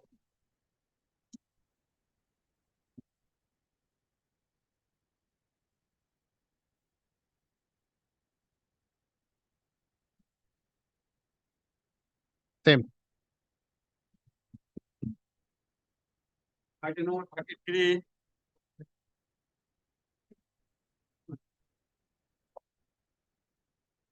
Regarding section Yes. 29A, your lordship I'm grateful for that workable solution. In fact, in another matter, my lord, we have, where Milord, your Lordship recalls, Milord, I had withdrew. There, Yes, Milord, we have I advised recall. the client to go to Supreme Court to clear, Milord, the. But the Supreme Court has already reserved the order. So I think Oh, somebody has gone before me. that Bombay High Court judgment, Yes. that Goa Circuit Bench, the Goa bench, they had passed that, which we, Justice Sarkar, we all have followed. So that has been challenged. And Justice Narasimha has reserved the order. It's been some time. So I think we'll have clarity Then on we this. just wait for it to come. That's what I told her, that let's wait for 2 weeks, 3 weeks. I think it will come. In fact, then I'll not proceed with my other matter also in Supreme Court. But this has They nothing. wait for it to come. Let it be decided. Milord, because But what this is I- not 29A. I mean, this is entirely. this is something appeal. else. Just Milord, that Amit Gupta judgment your Lordship has seen. I have seen your Lordship's judgment. Milord, I think that was the correct position. But Now we'll see the correct position, But whatever. Milord, Supreme Court did not consider that argument of Calcutta, Bombay, and Delhi High Court and passed that one-page order. Yes. But once that order came, perhaps, Milord, it is very difficult to get out of, because this has nothing to do with original jurisdiction of the High Court. Yes. Your Lordships have tried, both Justice Sarkar and your Lordship have tried, but it's a problem. I hope the situation is cleared. So we'll wait. I mean, This matter, Milord, is totally different. It Milord, this should be dismissed. Milord, I will. Let us pray not for go a into the dismissal. prejudicial aspect again. No, no, no. Let us Why argue prejudice? on the merit. Say he wants to prevent me from, Milord. Can I just come back and? Yes, of course, Milord. We'll wait. But in case I am stuck, Milord, because I have I- a Raja virtual. So, Milord, I'll start. yes, Milord, he'll take be the there. They're objection. arguing. It's their argument actually. They're answering the main. Yes. And then you can. Then my learned friend can come. Yes. But one. I'll just come back in 5 One Yes, thing yes. we are addendum, my lord. Your lordship will need not have to go into it. 42 does not apply. That my learned friend has said on the last occasion. I don't think so that he'll. 42, according to me, should apply. It should, But yesterday because you of said- Justice Sinha's judgment, on law, let us not. no, I am saying it should apply, but because of Justice Sinha's judgment, there is some difficulty which I will explain. But again, it is more like that, 29A judgment. It is not. I can take a different view. Get out of it. Then I will argue it. In fact, Justice Shonji Banerjee has got out of it, and I've got that judgment. I'm going to show that to your lordship. So But we'll, be that as it may, you're stuck. Whichever way you go. A, Section 42. B, suit for land. No, I want the C, suit for land. forum shopping. There is a clear answer. There is a clear answer, my lord. Let us not go into It it. will be interesting. 5 minutes. Be Yes, here. yes, We'll just.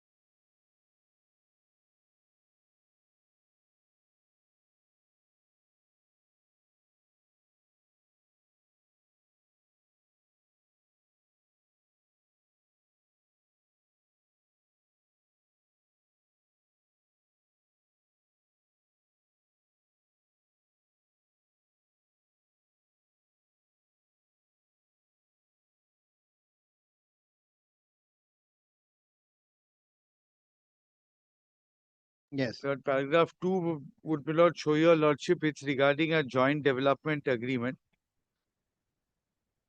Now, my lord, kindly come to paragraph 10. Petition Act now. Another detail which needs to be noticed in the present context. First respondent herein lodged a request under section 11 of the 96 Act before the Madras High Court. The petitioner contends that it was only much later that a regular number was assigned, etc., etc. Then, my lord, section 11, subsection 12B of the 96 RAD, read with section 2(1)(e) thereof, would imply that a request for constituting an arbitral tribunal for a reference that may be made by a party to an arbitration agreement to a Chief Justice presiding over the High Court, which would exercise superintendence over the civil court authorized to receive an action in respect of the claim. Section 2(1)(e) provides that a court would be competent to receive an application under the 1996 Act if such court were competent to receive a suit filed by the petitioner. So, that's the section 11 consideration. Since the 1996 Act does not specify any further, it is the general law relating to the institution of suits that would govern the matter. A suit can be carried to a particular court on the basis of the citus of the cause of action or on the basis of the citus of the defendants or any of them, unless it is a suit for land. If a suit is a suit for land, a part of the immovable property being the subject matter of the suit has to be within the territorial jurisdiction of the court for the court to have any authority to receive the action.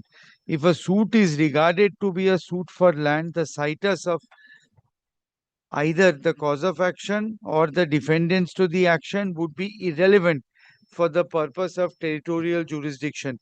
The principle in section 16 to 20 of the Civil Procedure Code is the same as reflected in clause 12 of the letters patent, at least in such regard. The difficulty in assessing which would be the appropriate court would have which would be the appropriate court that would have received the plaint had a claim been filed by way of a suit rather than being carried by an arbitration petition, is that upon a suit being filed, the assessment of whether the court is the proper court to have received the action would be based on the plaint relating to the suit. But in an arbitration petition, the substance of the claim may not be apparent to the court. That would be the situation wherein a pre-reference application under section 9 of the 1996 Act, which is most common form of an arbitral petition, and even in a request under section 11 of the 1996 Act. The matter is even more compounded by the 1996 Act carrying section 5 therein, which limits the ambit of judicial interference in matters pertaining to arbitration. Now it goes on. Then next paragraph 15, since there is no claim to go by at the present moment, the assessment as to whether the claim of the petitioner herein could have been filed before any court in this state has to be made primarily on the basis of the correspondence between the parties immediately preceding the present request. Then it goes on, my lord, land in Coimbatore. I'm not reading the facts. Please come to, my lord, paragraph 21. A development agreement by its very nature has to be inextricably connected to the land that it relates to. There is no doubt that it is a development agreement relating to Coimbatore property that the parties fight over. It may be true that the petitioner herein is in possession of the property, but such possession is not by virtue of any immediate right or title relating to the property, but only by virtue of development agreement itself and the obligation of the petitioner to perform in terms thereof. Not further discussions. And ultimately, paragraph 26. As a consequence thereof, the Chief Justice of this court would not have any authority to receive a request for constitution of arbitral tribunal. Now, section 11 is a degree further. If the section 21E court is within the state, then the Chief Justice accepts it, my lord, for section 11 purposes. Now, my lord, please have a look at section 21E.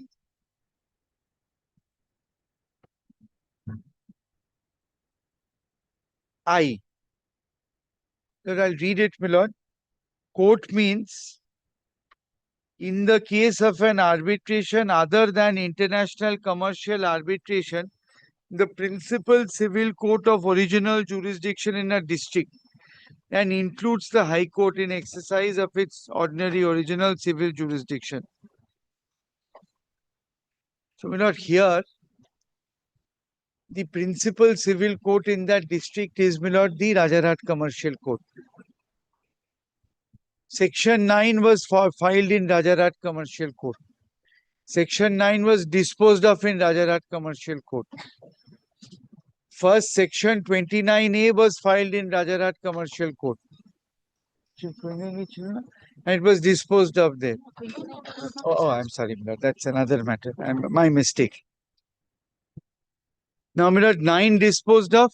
Then, my lord, 17, the first Section 17 order was carried in appeal by Mr. Sen's client to the Rajarhat Commercial Court. It is the accepted understanding that that is the 21E court. And that appeal has also been disposed of by the, my lord, the Rajarhat Commercial Court. So, my lord, A, this is a suit for land. It arises out of a development agreement. Now, my lord, law is settled that development agreement creates an interest in the land. If, my lord, it's a development agreement creating an interest in the land and he is asking for specific performance and I am asking for, my lord, cancellation and damages, upholding of my termination, this is definitely, my lord, suit for land. Yes. Parties have understood it to be suit for land. We have filed 2 proceedings in the court which has territorial jurisdiction over the land. And those have been disposed of without any objection as to territorial jurisdiction. So even for the present, if I don't argue section 42, it is, my lord, suit for land. And therefore, the court has, my lord, jurisdiction. My lord, I am not going into what is suit for land, etc. That's not required. Now, my lord, please have a look at, now let me take the second point. Second point is, this is, my lord, forum shopping. Section 17 order is in my favor. He goes up in appeal. Appeal court dismisses his appeal. Then he again applies for variation of that order based on certain subsequent events before the learned arbitral tribunal. Again, his application is dismissed. Now, he doesn't go to Rajarhat because Rajarhat doesn't work in his favor. He comes here. This is not pure case of forum shopping. Conduct is extremely bad. The parent order has findings that he's executed at least 5 deeds of conveyance in breach of an order. And my application to send him to jail is pending before the Rajarhat Commercial Court under, my lord, Rule 2A. There also, my lord, there is no jurisdictional objection. Now, lastly, my lord, kindly see 2007 1 SCC 467.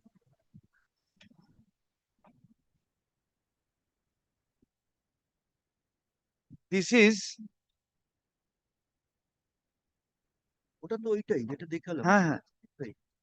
Lordship. So factually, what are the facts? Facts, my lord, I'll tell your lordship. Yes. This case. Yes. Facts, I should have the privilege. No, I'll just take one minute. I'll be so brief. Question of prejudice comes. No, I am the appellant. I have the right to present the facts. Well, Mr. Sen, you want to argue first, I'll allow you to argue. Yes, I wanted to argue, but since that is a maintainability point, only the maintainability. Very gory facts. Right, if I were Mr. Sen, I will show glaring facts on the basis of the order. I have already pointed it out. Receiver is over the property and then also security has been directed. Shall we allow Mr. Sain to? Yes, yes. Just one more sentence. Basic propositions I will argue, nothing more. This is my lord. And then you can answer both regarding the facts as well as the law. Yes, that should be better. There are some more authorities. I'll place them in reply. No, if I'll it give is them a now. mistake, No, you placed it. Let him make his submission. Let him make his submission on facts and law. You give your counter argument. Give my counter argument.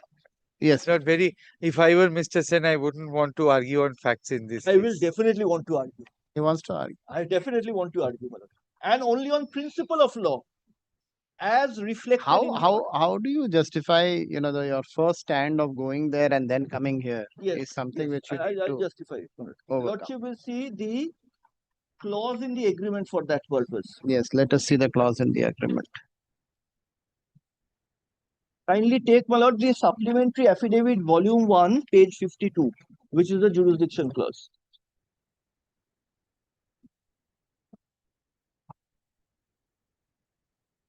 Yes. Yes. Kindly see, my lord, 12.1 is the arbitration clause.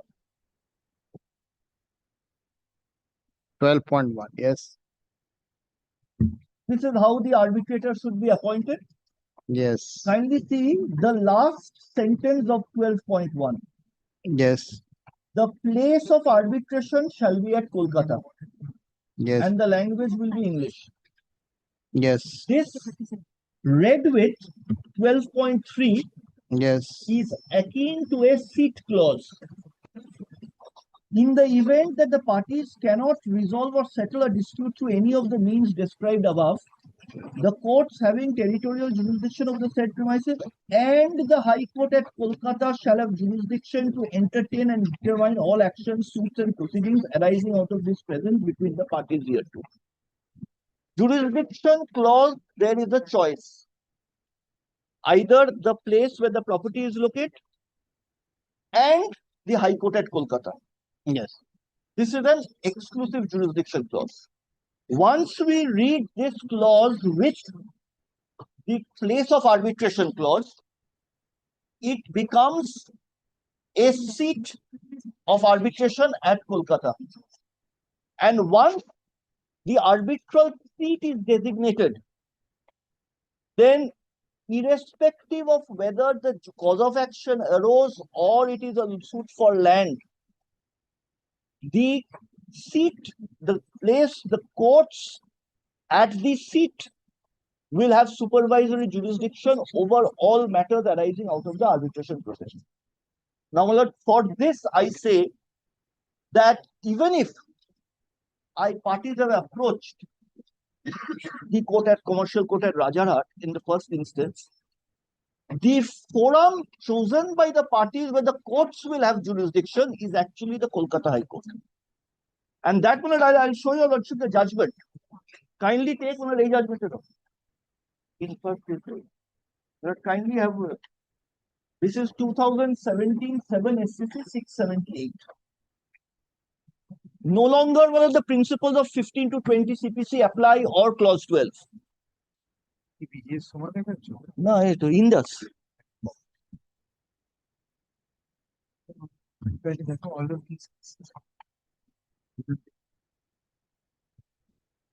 Kindly first see the clause which was concerned in this judgment also. Kindly see paragraph 2. Lordship will see the clause 18 and 19 are relevant for a purpose and set out this dispute resolution mechanism. That is the clause. Lordship comes to the third paragraph of that clause. Such arbitration shall be conducted at Mumbai in English language. This is the similarity with our clause. Then Lordship will turns the page. Clause 19 is also quoted. All disputes and differences of any kind whatsoever arising out of any shall be subject to the exclusive jurisdiction of the courts of Mumbai only. Mumbai jurisdiction clause with a clause of arbitration at Mumbai. Now, my lord, your lordship will kindly come to proceedings were filed before the Delhi High Court. question arose whether the Delhi High Court will have jurisdiction or not. Yes. Your Lordship will straight away kindly come to paragraph 9.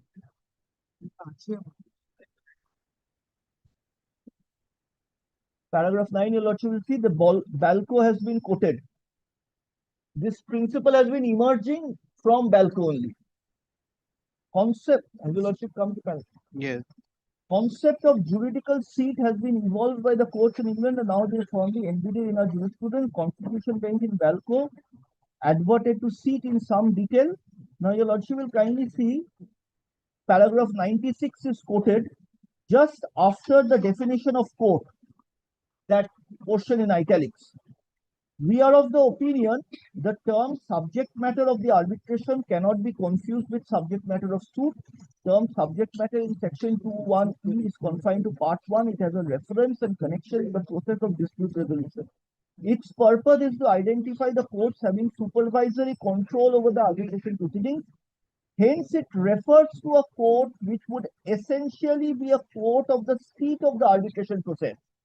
In our opinion, the provision in section 2(1)(e) has to be construed keeping in view the provisions in section 20 which give recognition to party autonomy. Accepting the narrow construction as projected by the learned counsel for the appellants would in fact render section 20 nugatory. In our view, the legislature has intentionally given jurisdiction to two courts. That is the court which would have jurisdiction where the cause of action is located and the courts where the arbitration takes place. This was necessary as on many occasions the agreement may provide for a seat of arbitration at a place which would be neutral to both the parties. Therefore, the courts where the arbitration takes place would be required to exercise supervisory control over the arbitral process. For example, if the arbitration is held in Delhi, where neither of the parties are from Delhi, Delhi having been chosen as a neutral place as between a party from Mumbai and other from Kolkata, and the tribunal sitting in Delhi passes an interim order under section 17 of the Act, the appeal against such an interim order under section 37 must lie to the courts of Delhi, being the courts having supervisory jurisdiction of the arbitration proceedings and the tribunal. This would be irrespective of the fact, well, this line is very important. This would be irrespective of the fact that obligations to be performed under the contract were to be performed either at Mumbai or at Kolkata, and only arbitration is to take place in Delhi. In such circumstances, both the courts would have jurisdiction, court within whose jurisdiction subject matter of the suit is situated, and the courts within the jurisdiction of which the dispute resolution, that is the arbitration, is located. Then, my lord, your lordship can kindly come to paragraph 99, which is quoted in paragraph 10 of the judgment.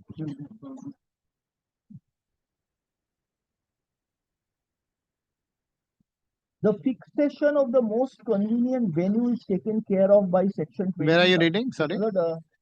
This is the fixation. Yes. 10. Yes. Yes. The fixation of the most Yes. convenient.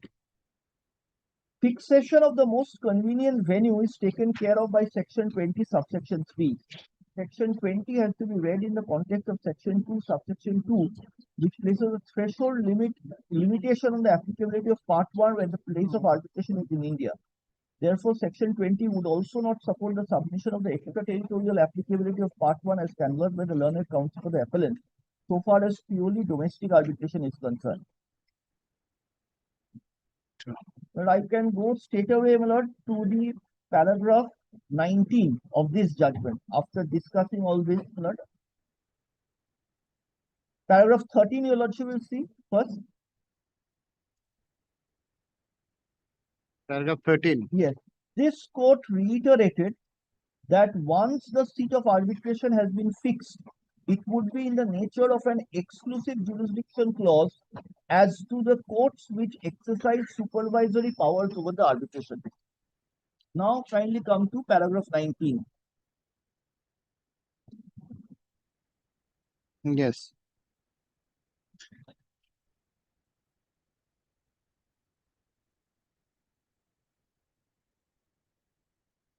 a conspectus of all the aforesaid provisions show that the moment the seat is designated, it is akin to an exclusive jurisdiction clause.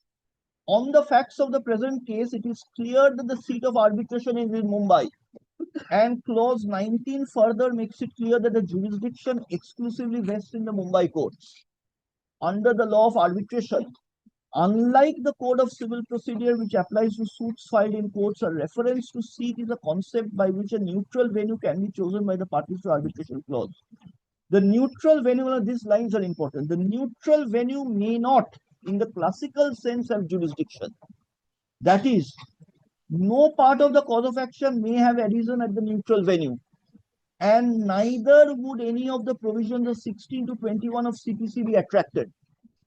That is, incorporation of the principle of immovable property where the property is situated. In arbitration law, however, as has been held above, the moment seat is determined, the fact that the seat is at Mumbai would vest Mumbai courts with exclusive jurisdiction for the purpose of regulating proceedings arising out of the agreement between the parties. It is settled. It is well settled that more than one court has jurisdiction, it is open for the parties to exclude all other courts. For an exhaustive analysis of the case law, see swastik gases, but I will place that.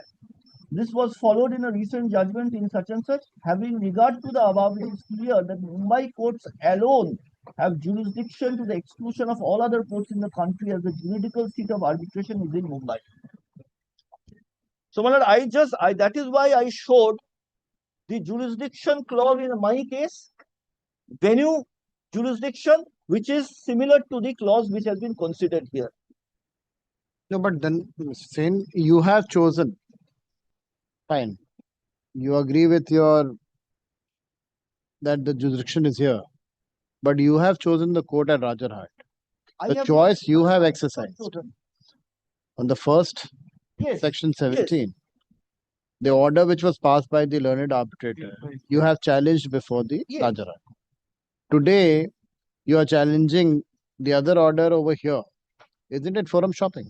Once you have already subjugated yourself to one court, the same cause of action. I'll tell you, Lordship, a proceeding can take place in two different courts. Because nowhere the judgment says that, you can choose this court according to your liking, and then tomorrow you can go here. Judgment is not for that proposition. This judgment is for the proposition that if a neutral venue is chosen where the cause of action has not arisen, then that is the court which will have supervisory jurisdiction over the arbitral process. If that is the law, my going to Rajarhat court on an earlier occasion is, in my most respectful submission, irrelevant, because that is the court which did not have jurisdiction after this judgment and law laid down by the Supreme Court. Because I have gone there, there can be no estoppel against law. Because I have gone there, but that is not the forum, I cannot be compelled by the appropriate court. Now you have to go there. This is not a principle of approbate and reprobate. This is where the law determines that this is the court. I have gone to a wrong forum. I cannot now be compelled to go there. And my lord, if I can show your lordship, my lord, that just because, my lord, I have gone there, the forum shopping is, my lord, something different, my lord. Forum shopping is where that the first forum is the forum which has jurisdiction, and the other forum also has jurisdiction, and therefore I have chosen to opt for one forum in priority over another forum, with both of which have jurisdiction. Now here, my lord, I will say that a Rajarhat court cannot have jurisdiction now, because Kolkata is the seat of the arbitration, and Kolkata High Court is also named in the forum selection clause. So therefore, my lord, read with the entire jurisdiction clause 12, Kolkata is the seat. and I cannot be relegated to another court where the cause of action or the property is situated. Then, the principle of a seat court having entire jurisdiction over the arbitral process will lose all its significance. And I will also rely upon. No, but your clause is not really barring any other court. It says any court as well as high court. Yes, that is what I'm saying. But that has to be read with the arbitration clause. Arbitration clause says it is at venue. Venue is at Kolkata. And this Kolkata court is also conferred with jurisdiction by the parties. Read together, my lord, the Kolkata is the chosen seat of arbitration. Proceedings are held within Kolkata. So, my lord, if it is determined as a seat by the parties, then I am not required to address your lordship on the principle that no cause of action has arisen here. Yes. My lord, the other judgment which I rely upon is the swastik minerals, which says, my lord, even if the jurisdiction clause does not use words of exclusivity only, it makes no difference. That is the chosen forum. This was also in the context of section 11, my lord.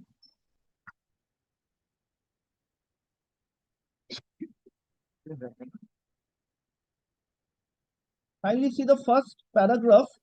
The question has been framed. The short question that arises for consideration in this appeal was is whether, in view of clause 18 of the Consignment Agency Agreement, the Calcutta High Court has exclusive jurisdiction in respect of application under section 11.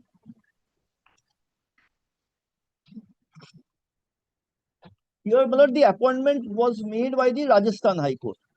Kindly come to the clause which is quoted at paragraph 7 of the judgment. Yes.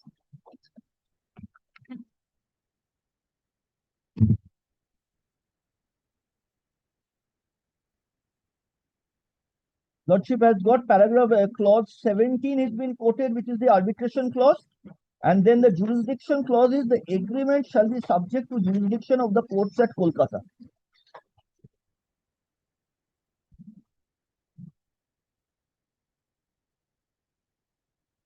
Kindly come to, my lord, ABC laminate and all has been quoted, my lord. Finally,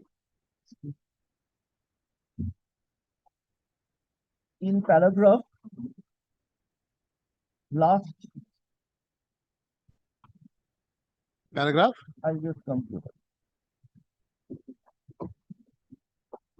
Paragraph 31 and 32.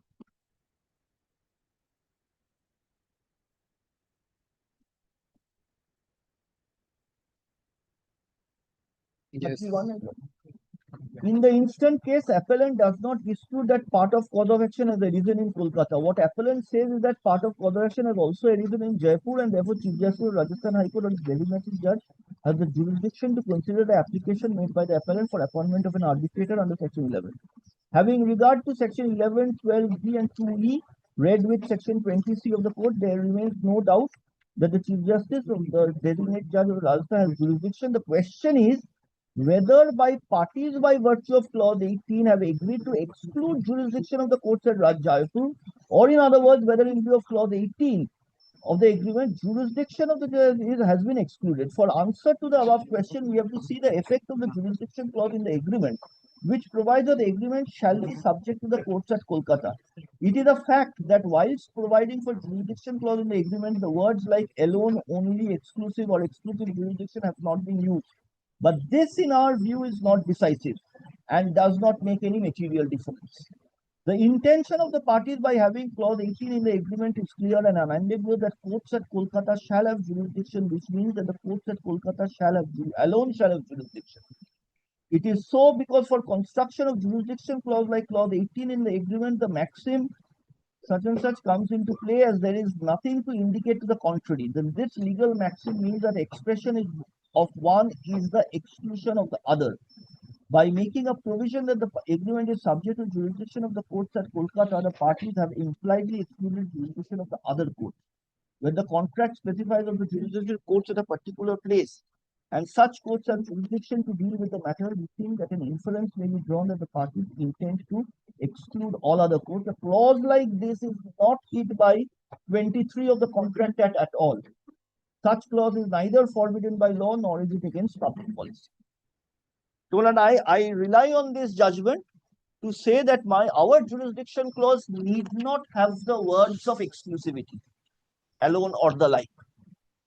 But once Kolkata High Court has been conferred with jurisdiction in the matter, read with the arbitration clause for venue, then it becomes a seat clause providing for all supervisory jurisdiction to be exercised here. And not, my lord, if that clause, if it was not a seat clause, then what your lordship is saying, there is a choice of forum. I have selected one forum. Why shall I not go to that forum? I am trying to make out a case that that is not the forum. If I have gone there, I cannot be compelled to go there again to perpetuate a wrong. This is my submission, my lord. Then, my lord, kindly see the other judgment. Yes, 2020. Kindly take, my lord, 2020 volume 5 SCC 462.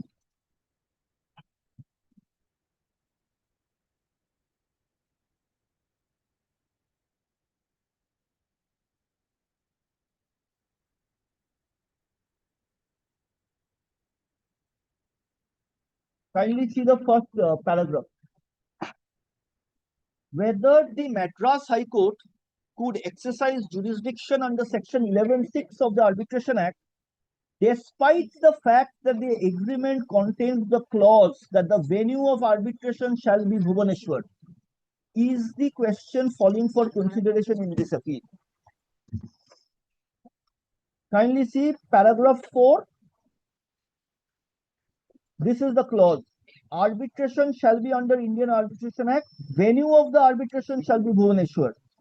My case, there is an additional clause also providing of High Court at Kolkata.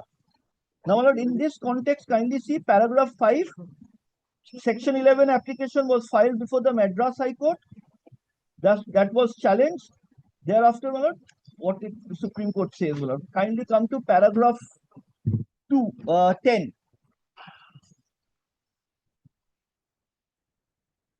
As per section 2, subsection 2 of the Act, arbitration which takes place in India governed by part 1, the court which will have jurisdiction to decide the question following the subject matter of the arbitration is the court as defined by 2(1)(e), which reads as under. As per section 2(2) of the Act, part 1 would apply to all arbitration where the place of arbitration is in India. 2(1)(e) defines court with reference to part 1 of the Act and would govern the place of arbitration. Then, my lord, Balco has been quoted. I am not once again placing Balco because it has already been placed in the other judgment. Kindly come to paragraph 14.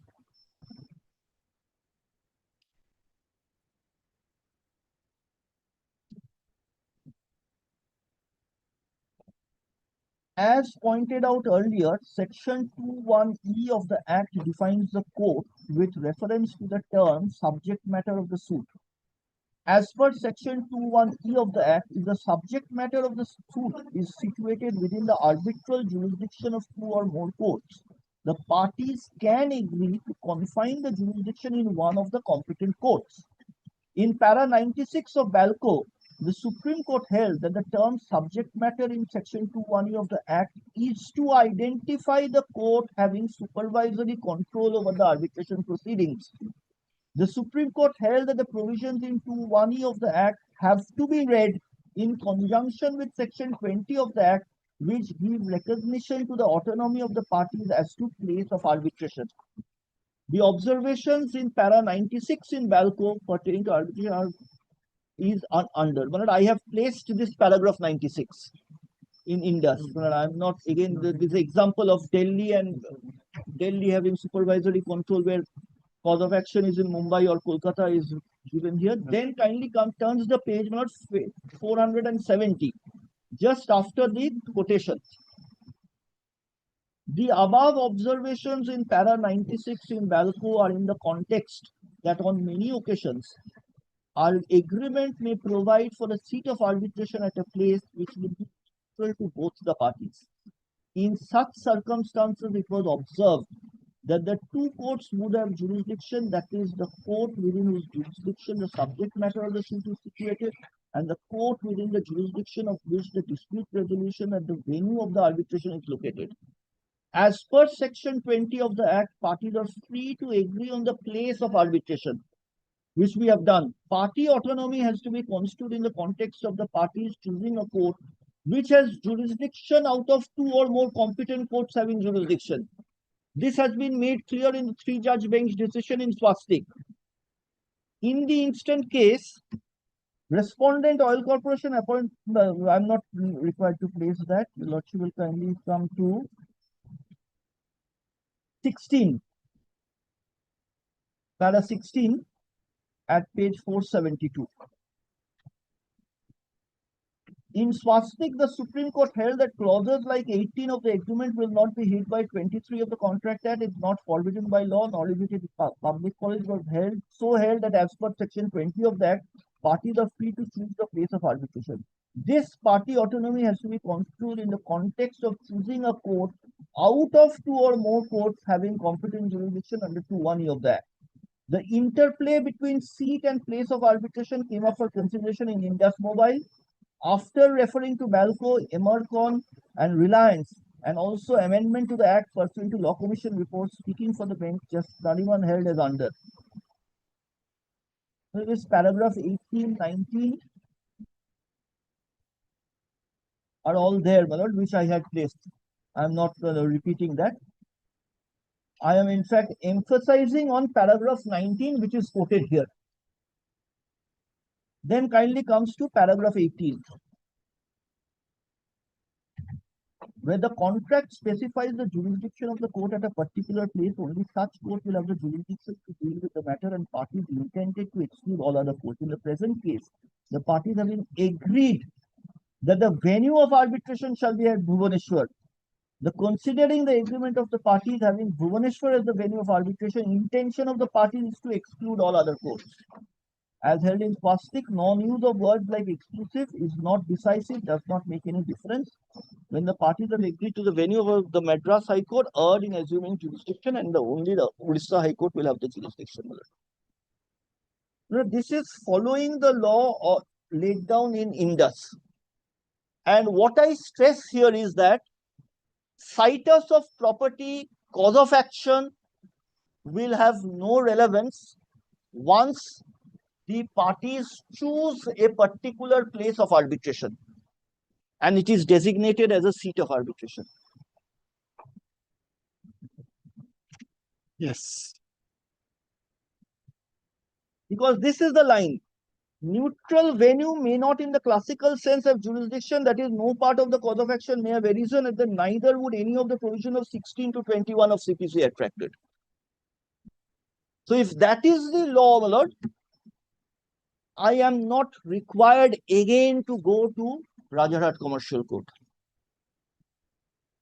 This will not be an estoppel, nor is it a case of choice of forum or deliberately selecting a forum in priority over the other. Now, my lord, I'll just show these two judgments which my learned friend has cited. Lordship, the sole distinguishing feature of these cases, the proposition is not disputed. I am not for a moment suggesting that if there was no jurisdiction clause like clause 12.2, the 2(1)(e) court is a court where the property is situated. I am not making any contrary argument at that. So the proposition which has been laid down in these two judgments are absolutely clear if you are seeking any relief with regard to title, possession of immovable property, that is the court which is the 2-1E court. These judgments, your lordship will find that there is no clause of jurisdiction which has been chosen by the parties, either jurisdiction or place of arbitration. Neither of these judgments have that clause. So these judgments proceed on the premise which is the appropriate 2-1E court when the parties have not chosen any forum. It is appropriately valid. Therefore, I do not beg to make any submission on the proposition of law. These judgments are only disputed now because of the subsequent law amendment to the Arbitration Act. This position is not applicable because of the amendment to the Arbitration Act with the 20 subsection 3 coming in place of arbitration being decided. So, my lord, this is my submission on the maintainability issue.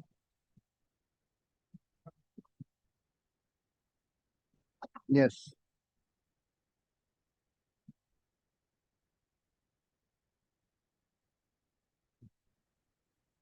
And with regard to the 42 principle. So on the facts, you have only shown me the arbitration clauses. Yes. And these are the three judgments on which you. On maintainability. On maintainability. I am now going on to the merits of the matter. Merits we'll see later. Yes, sir. Merits we'll see later. Let him answer the maintainability part. Very good. At 42 bolve. Because I will show my lord. 42, if you want to answer 42? 42, my lord, I have already cited, my lord. You have stated that only the applications are entertained as far as 42 is concerned. Your lordship will see the act itself. Yes, that's what you had shown. 43, Yes, you have read it out. You said the 2007 1 S6, your lordship will kindly see. I think it. Obaiter na? Not obaiter really. पहले दिया था उसमें देख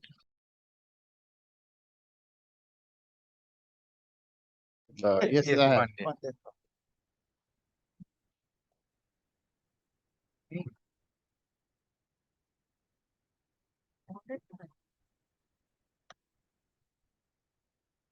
Para 26. Yes. Right? Yes, my lord, para 26. Before that, para 23. Yes. 21, 21, 23, and 26, right? Yes. And last paragraph,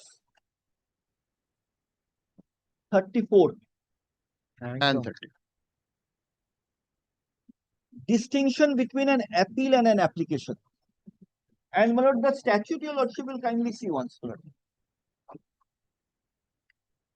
It uses the word applications. Yes. 37, if your lordship says 37, deals with firstly appeals. Your lordship is hearing an appeal. I have an application for stay in connection with the appeal. If there is no appeal, I cannot move or get any order on that application. So, my lord, 37 governs only appeal. It says appeal shall lie.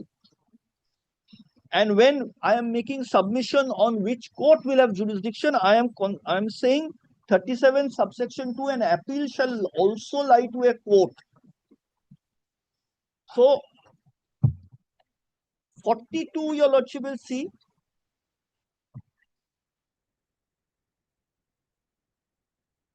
Notwithstanding anything contained elsewhere in this part or in any other law for the time being in force where with respect to an arbitration agreement, any application under this part has been made in a court. Well, there was nothing to preclude the statute, the legislature, from including appeals as well. Because appeals under CPC or cannot be equated with application. We cannot place it in the same category or make it synonymous.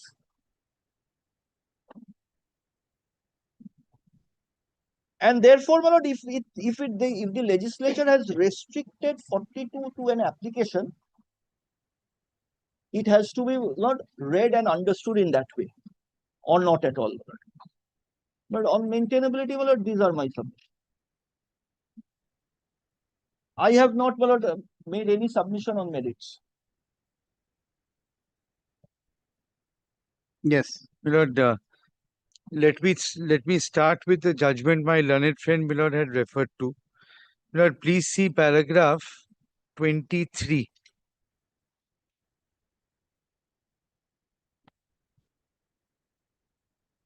And then I'll, Milord, show the act, because the important, Milord, feature is in the act, not, Milord, in section 42. It's in section 37. Yes. Milord, please have a look at section 37. You want and read it with yes. the Yes. appellable orders. An appeal, subsection 1 is an appeal shall lie from the following orders and from no other to the court authorized by law to hear appeals from original decrees.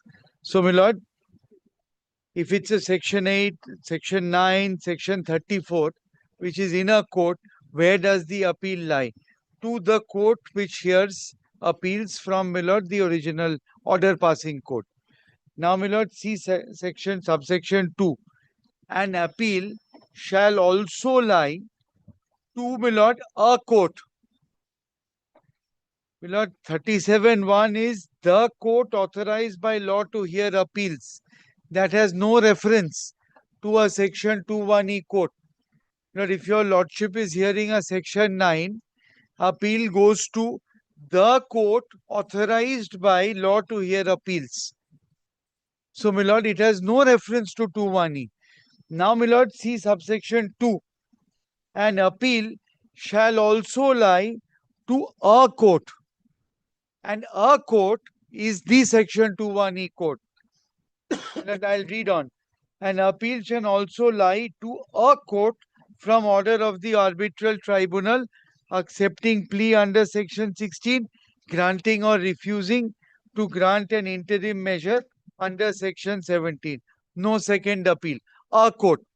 Now, my lord, please see paragraph 23 of, my lord, Pandey and Company Builders. Yes. In this case.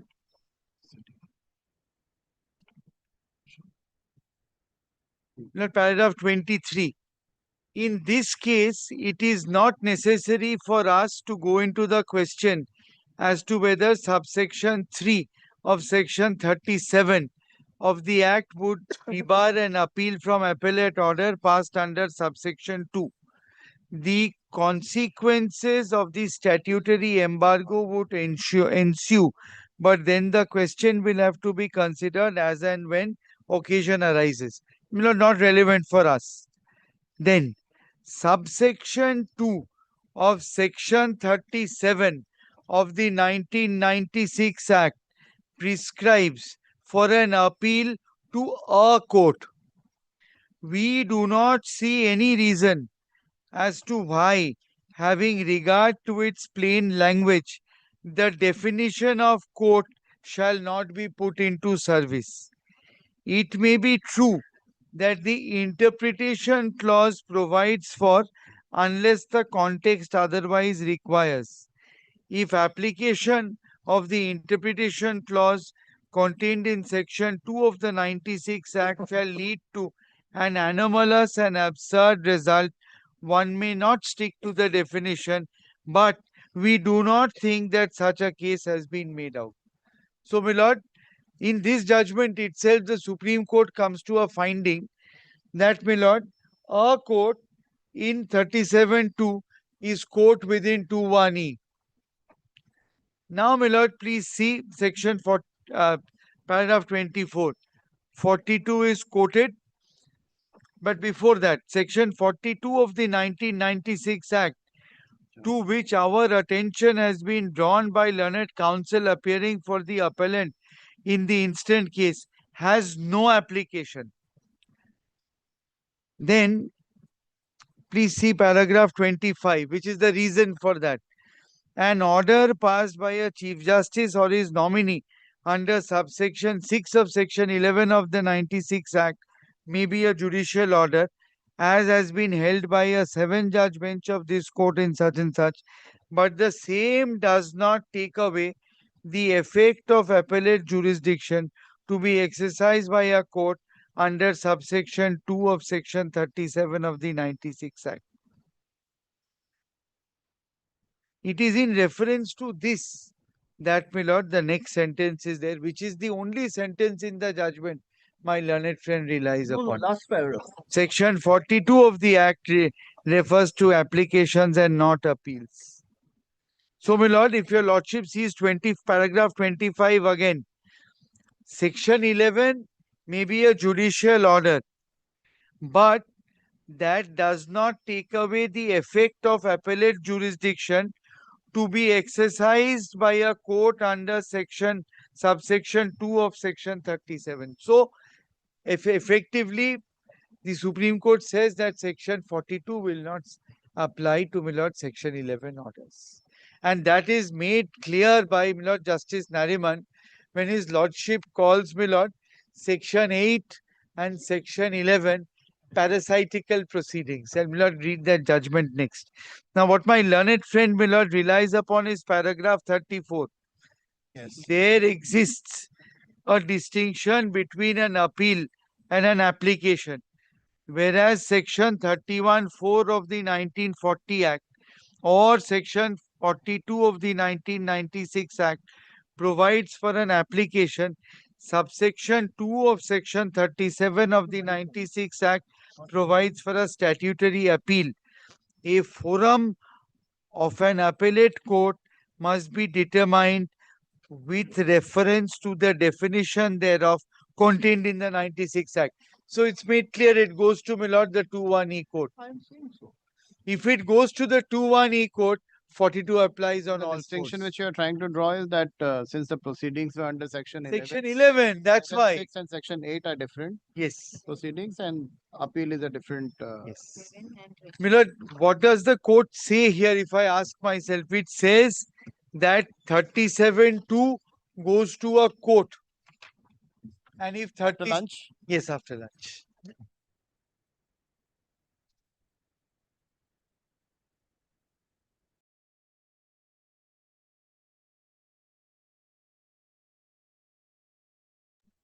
Because I have a part heard, I want to finish that part. Two more. Tomorrow.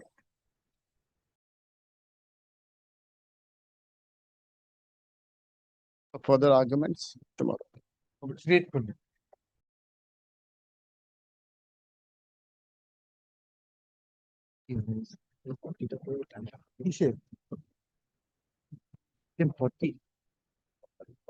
Milord, there is... Heard. Heard. Let's for further arguments.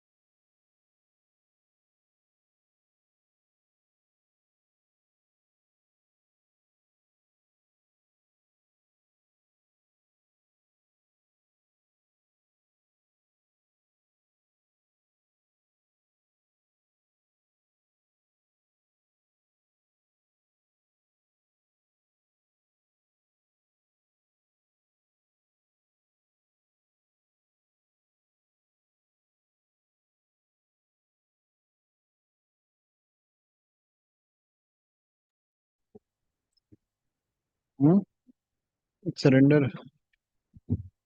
Local is correct. I'll just take one matter before this. List commercial petition item number 1. And for the petitioner, my lord, as on order dated 25/9/2025, a warrant issued by your lordship today. না respondent দুজন। আপনি রেসপন্ডেন্টের জন্য তো and why are you saying petitioner respondent about it? Yes, tell me. I'm praying for bail and I surrender today before your lordship.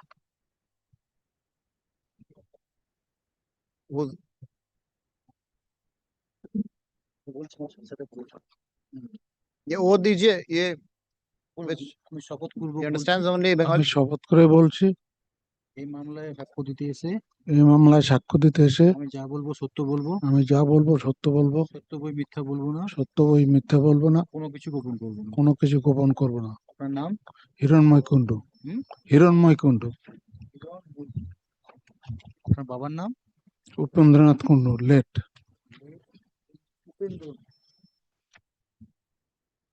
আপনার বয়স আমার বয়স 70 বছর।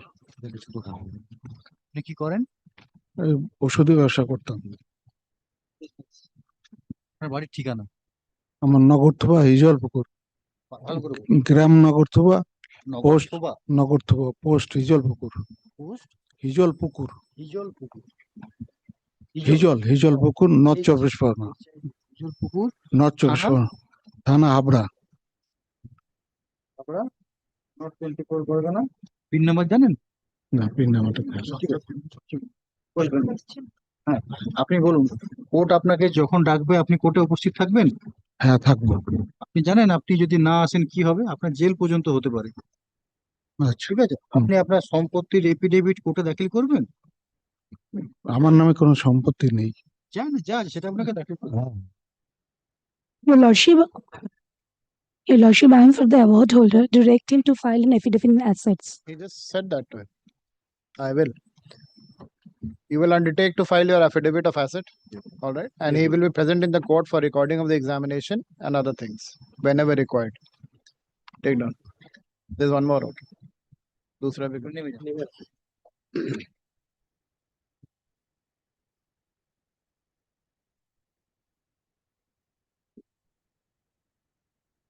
How much money he has taken?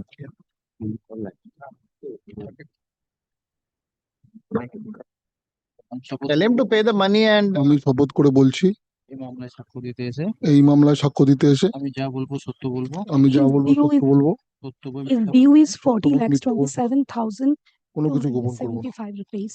আপনার নাম কৌভিক কুণ্ডু। বাবার নাম হিরণময় কুণ্ডু। আপনার বয়স 41। করেন আমি বাবার সাথে ব্যবসায়ী করতাম। আপনার বাড়ির ঠিকানা বলুন ভিলেজ নগরথোবা। একই তো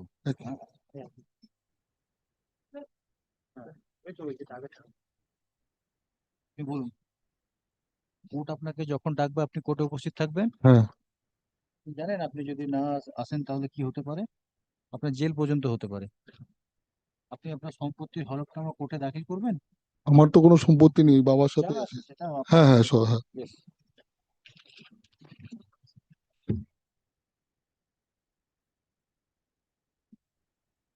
You have taken the loan. আপনি লোন নিয়েছিলেন হ্যাঁ বিজনেস ব্যবসার জন্য লোন নিয়েছিলাম। Give it back. Pay the money. সেটা টাকাটা আপনাকে ফেরত করতে হবে হ্যাঁ আমরা দেখছি আমাদের এখন তো কিছু নেই দেখছি যদি কোনোভাবে কিছু করা যায়। Saying that we will try to repay the loan. All right. Take down. Both the award debtors, Hiranmay Kundu and Shavik Kundu, have been produced in terms of the warrant of arrest issued on 25th September 2025. Full stop. Oath has been affirmed. Full stop. Both the award debtors assures this court that they will file their affidavit of asset within a period of 2 हफ्ते में affidavit of assets tell them You'll file your affidavit of asset within 2 weeks. Yes, your lordship. Within be 1 month. It should be 1 month. Why should it be 1 month? As because first thing is this is the change brief, and second thing is You don't have to do anything. Affidavit of asset within 2 weeks. Within 2 weeks, and they further undertake that they will appear before this court as and when required.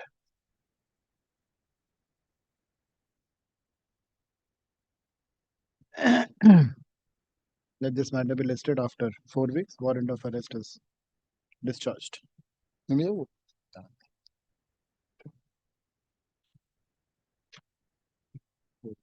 Returnable data, Mark, 4 weeks for returnable. I'm taking it. After 4. Date is returnable date.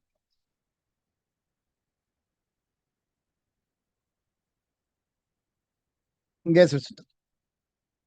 On commercial matter, case matter, article number 1 and 2. IAPF for the state supporting the legislation.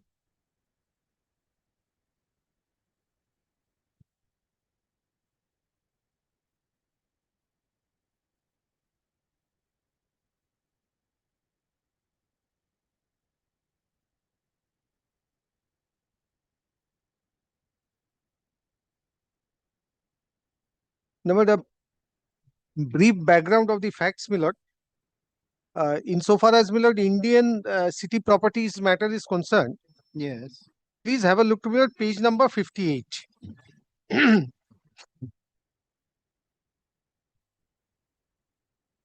But here is a notice under section 184, my lord, of the Kolkata Municipal Corporation Act. Now, what does it say, my lord? Please have a look to the second paragraph. The last assessment of the premises was made with effect from 4th quarter 2004-5 with annual valuation so and so.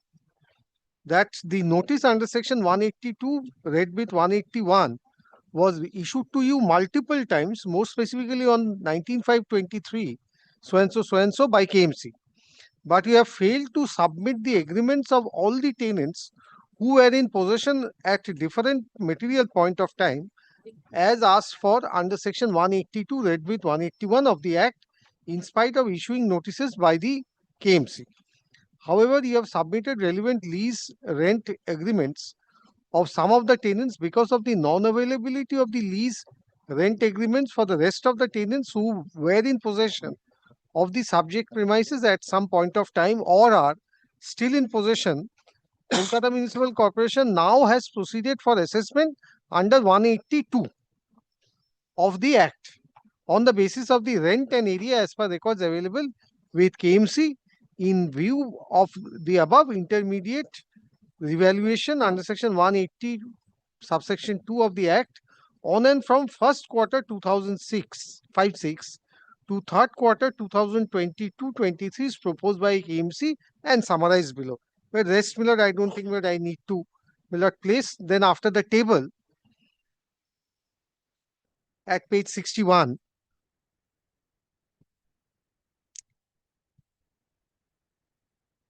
in this regard, it is pertinent to mention that it was your statutory obligation to file returns under section 182 read with 181 of the Act in reply to the notices issued by KMC asking to file the same and also to file the return as per 182A of the KMC Act for assessment under unit area assessment method, but you have not submitted self-assessment form till date and hence violated the norms laid down by the KMC Act. Hence, KMC has proposed the assessments under UAA method on suo motu basis from 1st quarter 17-18. But the rest, Mayor, I will not trouble your lordship now. Now, so far as Mayor, the validity of this notice is concerned, KMC must have addressed your lordship, Mayor. I don't think, Mayor, I need to, Mayor, address your lordship. Now, my lord, they raise an objection to that, which my lord will find at page 76.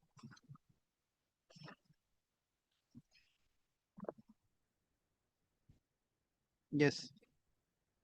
But this, they nomenclate as the preliminary objection relating to maintainability of the subject proposals.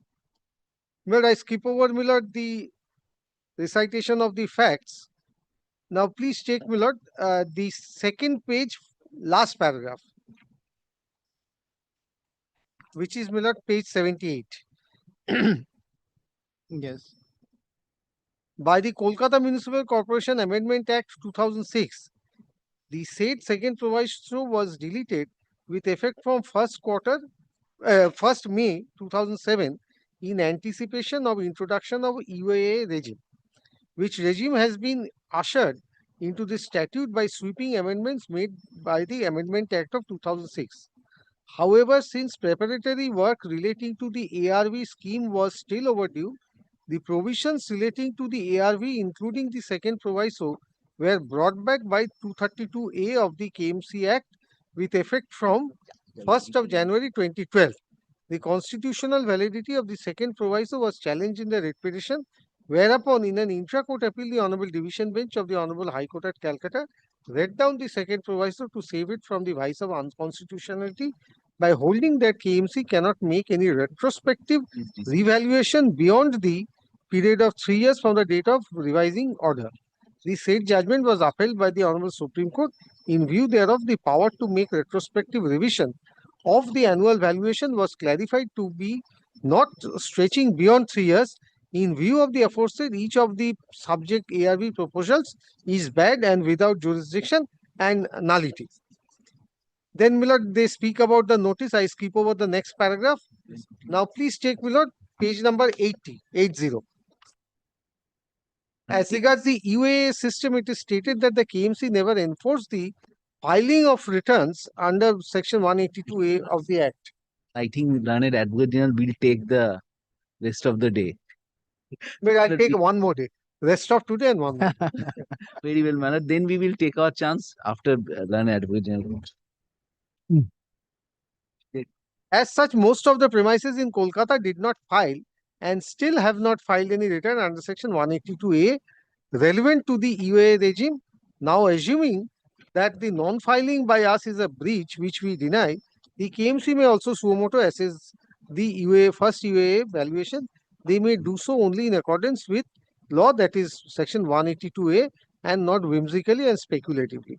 They also cannot propose an arbitrary valuation as a punitive measure for the alleged breach of the alleged duty to file a return. The law requires a complex gathering, but I skip over those parts. Then they speak of 232B in the last paragraph at page 80. Yes. In this connection, our company also states and submits that the provisions of 232B of the KMC Act is ultra vires Article 14 and 265 of the Constitution, and same is accordingly void ab initio. Accordingly, even if it is perceived that 232B is applicable to the facts of the present case, the same cannot lend any substance or basis to the impugned proposals. Then where they ask for cancellation, etc. Therefore, Millard, on some legal principles, Millard, they invite the attention of the hearing officer to not take any steps in terms of the initial notice. Now, whatever, Millard, the KMC has decided on that, I don't think that I need to trouble your lordship with that. Mr. Kaur must have addressed your lordship on that. Now, so far as, Millard, the validity of the legislations, Millard, which are the subject matter of this writ petition, but if your lordship may kindly take me the prayers to this writ petition at page 47. Yes. It starts at 47. Kindly take from page 48. Yes. The provisions of section 232B and proviso to section 180 subsection 2 of the Act be declared ultra vires Article 14, 19, 300A. I would first try to, Millard, emphasize before this court whether a community-based law, Millard, can be considered on the anvil of infringement of fundamental rights. Because 1419 and 300A property. Then commanding the respondents XYZ, Millard, I don't think, Millard, the others are that's relevant for me.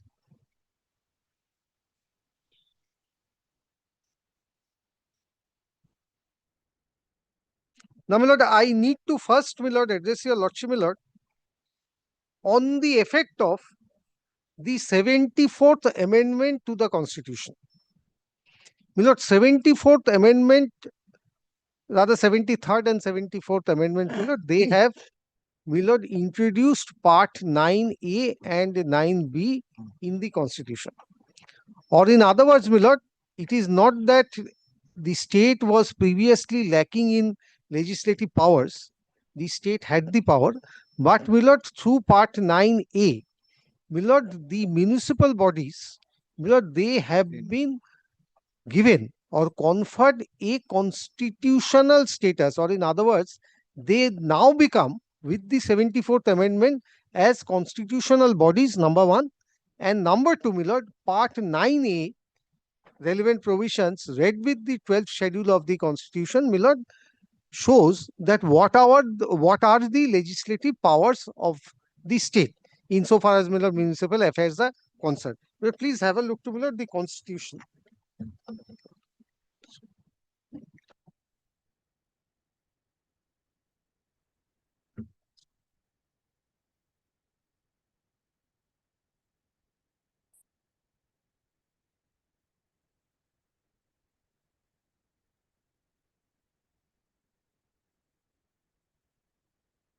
Where Part 9A, where it starts with Article 243P. Yes.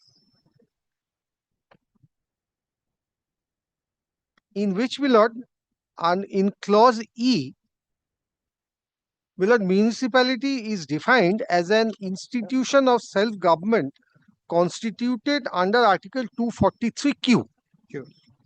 Therefore, the constitution of municipalities from the 74th Amendment becomes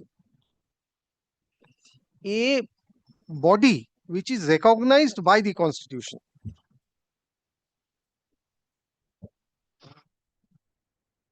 But the next article is 243Q. My lord, I will not trouble your lordship by reading it. Now, so far as we are concerned, my lord may kindly take, my lord, 243W and 243X. Yes. 243W says powers, authorities, and responsibilities of municipalities, etc. Subject to the provisions of this Constitution, the legislature of a state may, by law, endow the municipalities with such powers and authority as may be necessary to enable them to function as institutions of self-government, and such law may contain provisions for devolution of powers and responsibilities upon municipality, subject to the conditions as may be specified therein with respect to preparation of plan, then performance of functions, etc. And B is the committees with such powers, etc. Now, please take X, which is very important for us. The legislature of a state may, by law, authorize a municipality to levy, collect, and appropriate such taxes, duties, tolls, and fees in accordance with such procedure and subject to such limits. But this is, my lord, the legislative powers of the state. Yes. Authorizing the municipality to, my lord, levy taxes. Then be assigned to the municipality such taxes, duties, tolls, fees levied and collected by the state government for such purposes and subject to such conditions and limits. And C, providing for making grants in aid to the municipalities from the consolidated funds of the state.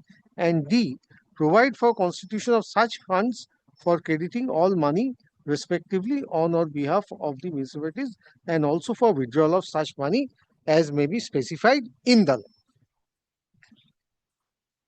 Now, with this, kindly have a look to, my lord, Schedule 12.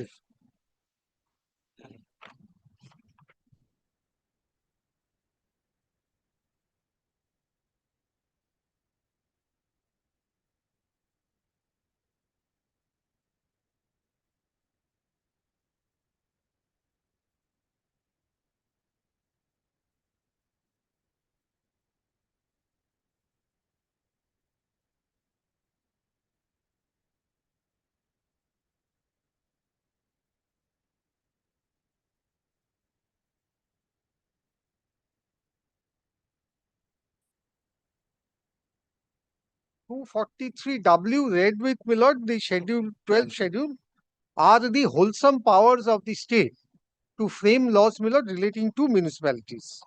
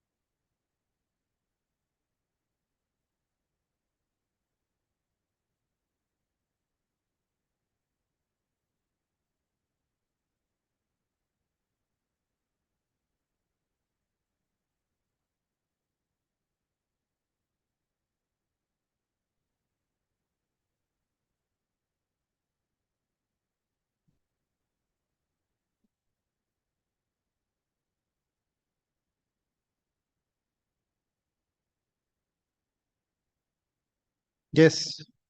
Now, Millard, this Honorable Supreme Court, Millard, have delved into this matter as to what prompted the legislature or the parliament to make or bring this 74th Amendment. But in one of the judgments, Millard, the Supreme Court, Millard, has quoted the bill. I'll, for your Lordship's assistance. But from the 12th schedule, what were you trying to show? But I'll show from a judgment, Millard, the bill pursuant to which, Millard, this 74th Amendment came is quoted. I'll refer to this judgment for other reasons also, but for the present, please have a look to Millard only. This is, no, sorry. Yes, this is 2022, volume 12, Supreme Court cases, page 185.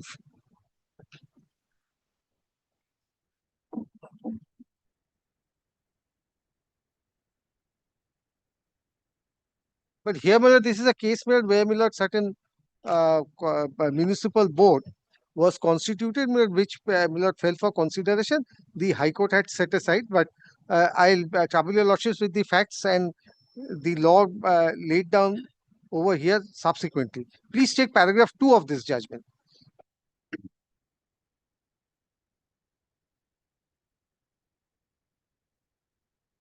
The Constitution 74th Amendment 1990 Act 1992 introduced Part 9A to the Constitution, which came into force on 20th of April 93. The statement of objects and reasons was published in the Gazette on 16/9/91. When the bill was introduced is as under. In many states, local bodies have become weak and ineffective on account of variety of reasons, including the failure to hold regular elections, prolonged supersessions, and inadequate devolution of powers and functions. As a result, urban local bodies are not able to perform effectively as vibrant democratic units of the self-government.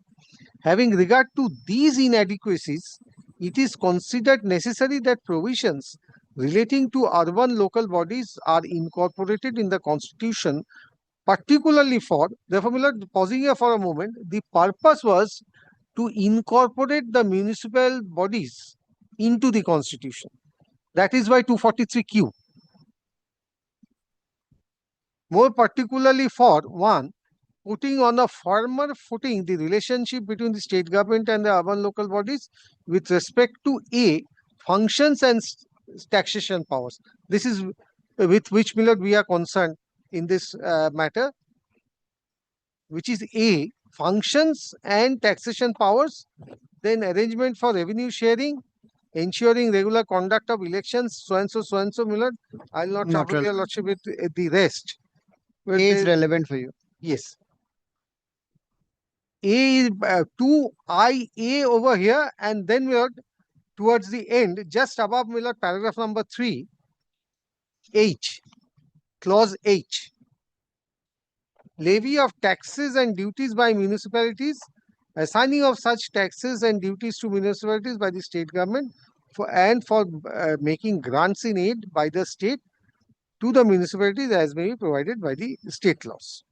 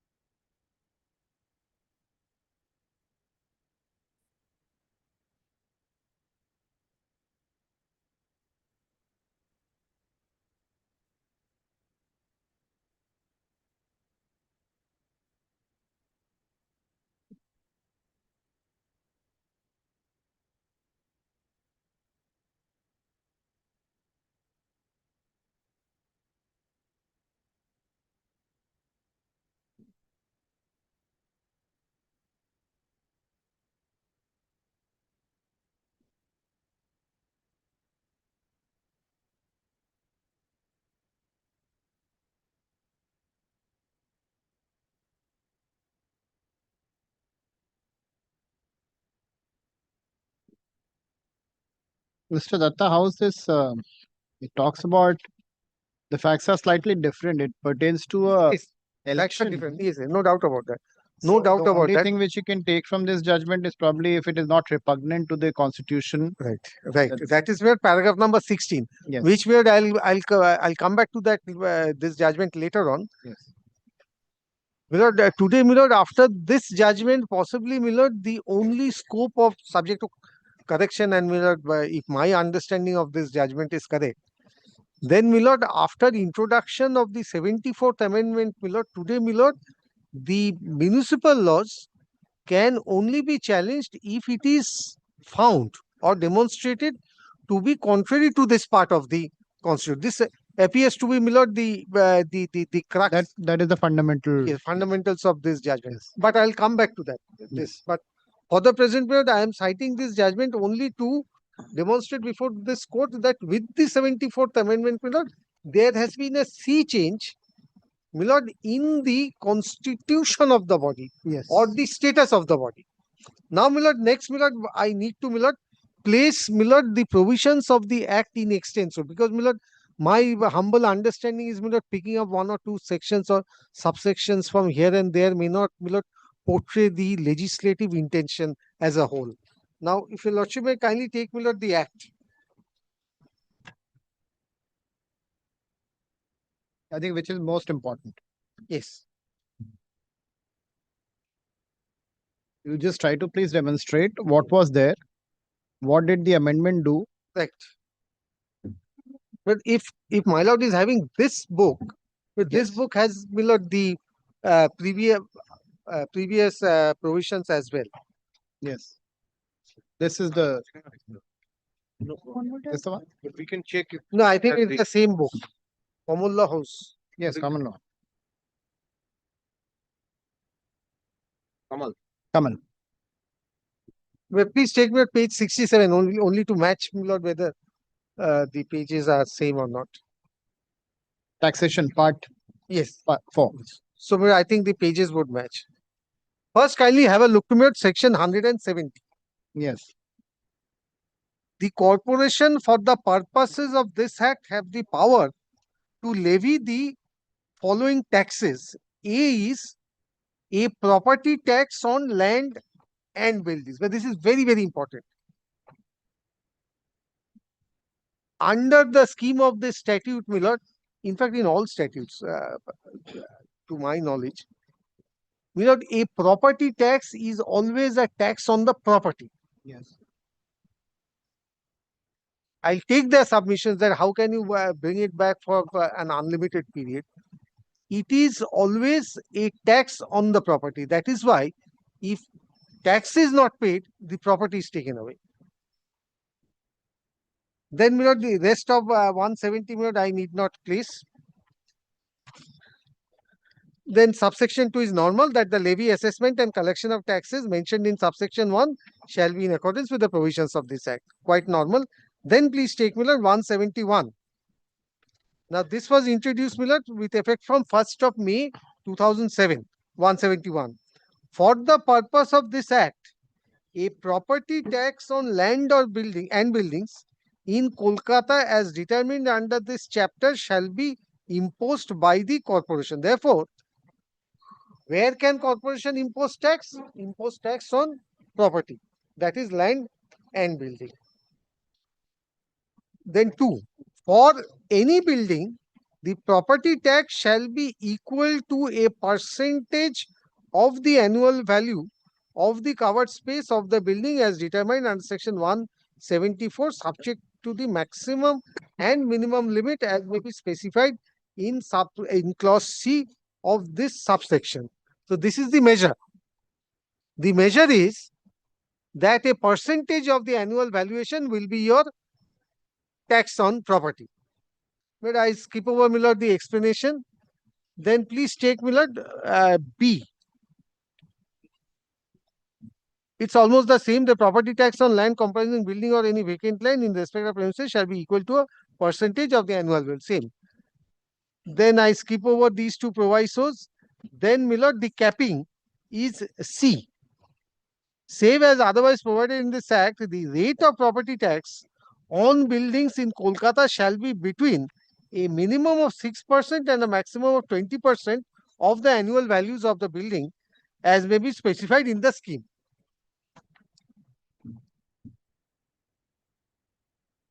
So the rate of tax cannot be below 6% or above 20% of the annual valuation.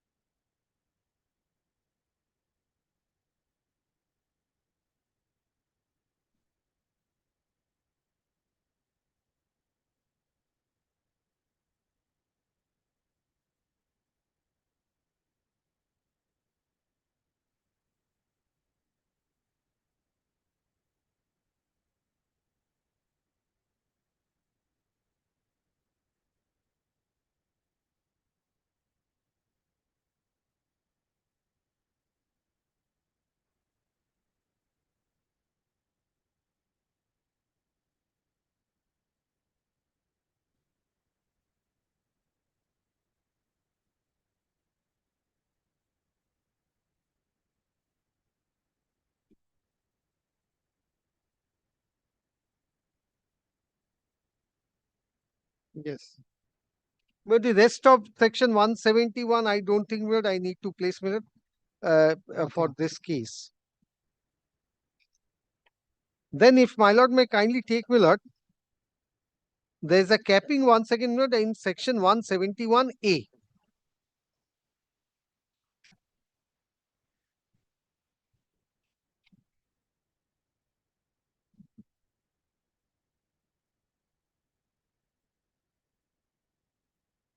Notwithstanding anything contained in this chapter, the amount of property tax payable by an owner or any person liable to pay such tax in respect of a property on the basis of fresh annual valuation made as per the provisions contained in this chapter upon publication, final publication of the scheme shall not be less than or shall not exceed a certain percentage as may be determined by the corporation by regulation and on such terms and conditions as may be specified therein of the amount paid and payable as per the last valuation fixed by the corporation preceding the final publication of the scheme.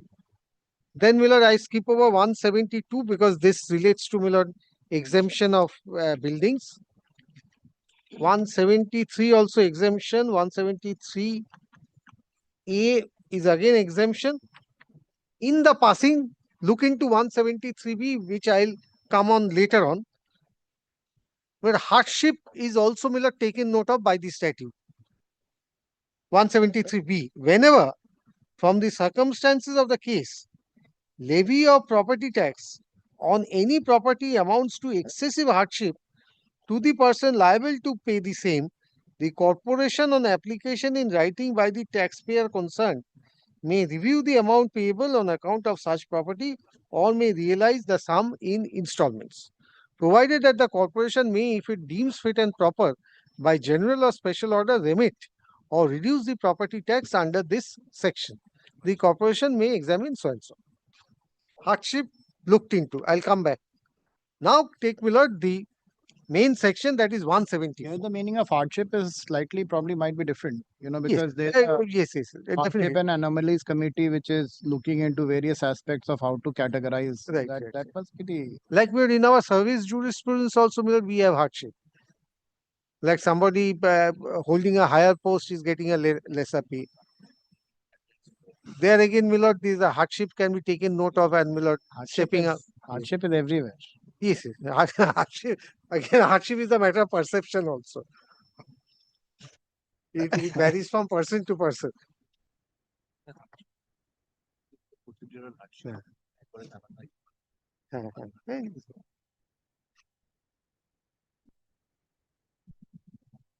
Now, my lord, 174 is, my lord, the introduction or the process of introducing, my lord, this unit area assessment scheme.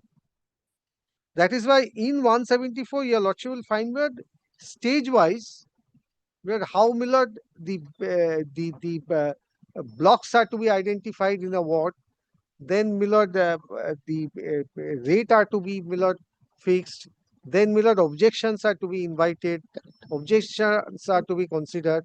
If required, as fell from your lordship, my lord, anomaly committees are to look into it. And then finally, the scheme is required to be published. But I will not read it in extenso, my lord. Section 174, subsection 1, my lord, clearly, my lord, lays down, my lord, the the process or the stages in which, my lord, this unit area assessment scheme is to be brought.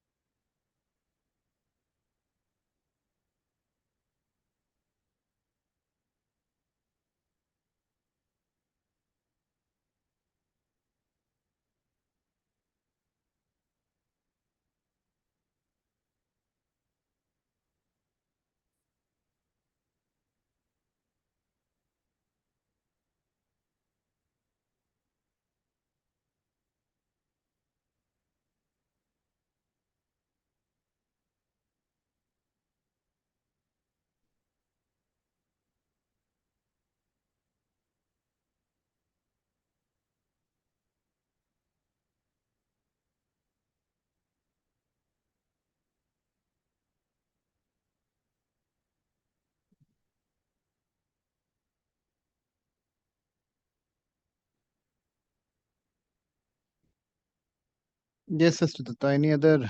But from A to P is the procedure. Now please have a look to Q. 174 1Q.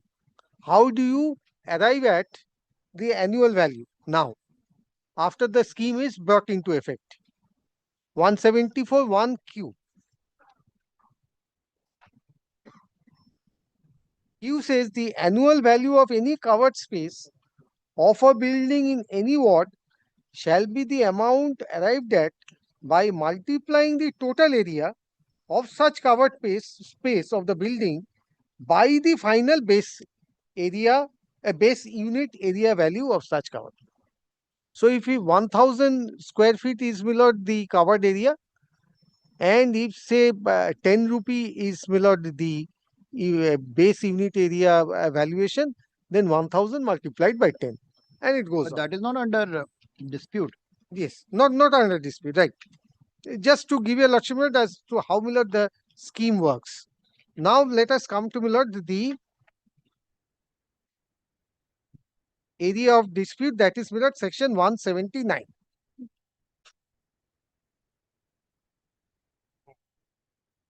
Where subsection 1 is very important. We cannot look into subsection 2D proviso without noticing subsection 1.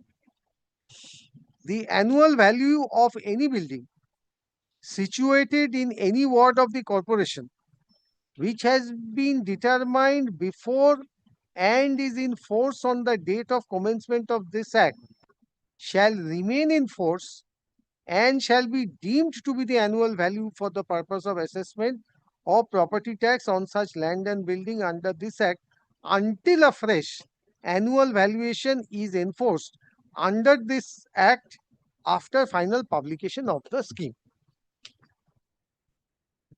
So whatever was assessed earlier is to continue till a fresh valuation is made.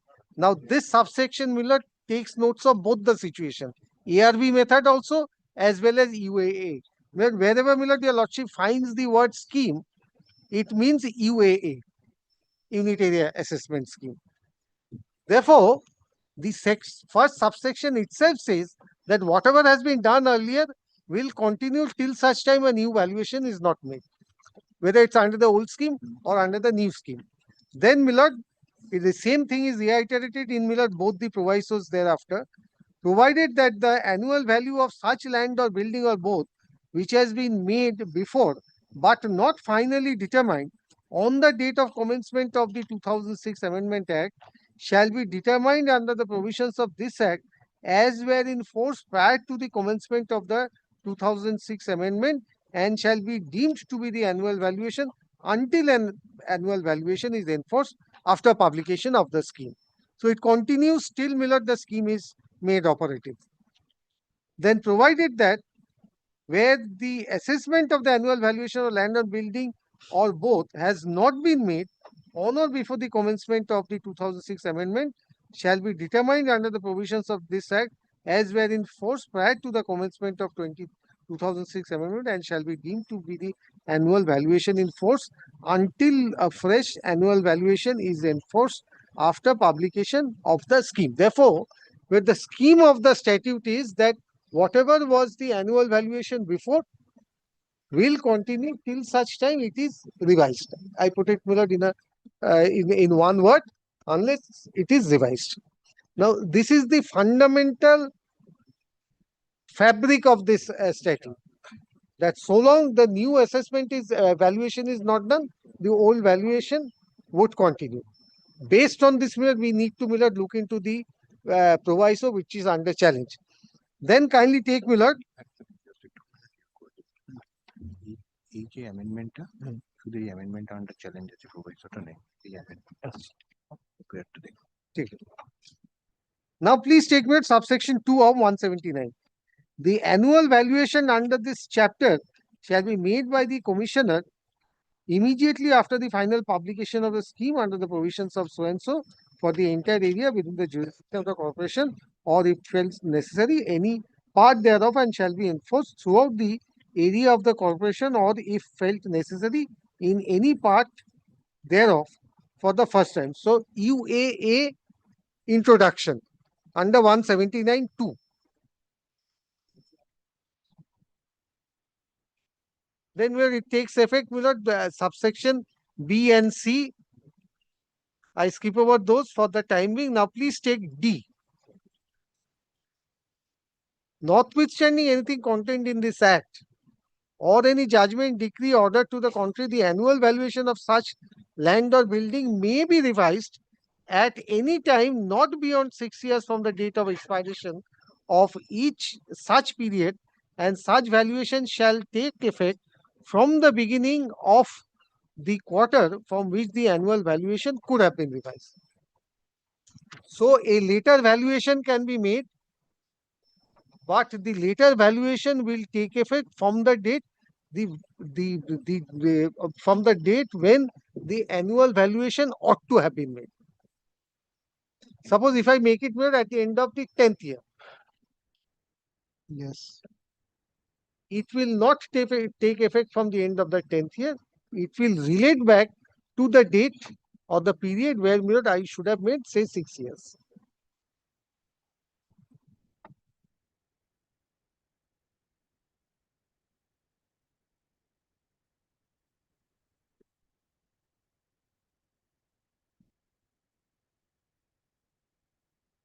Then II says where it has already been made or revised beyond such period, the same including realization of property tax on the basis thereof shall be deemed to be valid, and any outstanding property tax on such revision shall be recoverable. Now, this is the power of realization.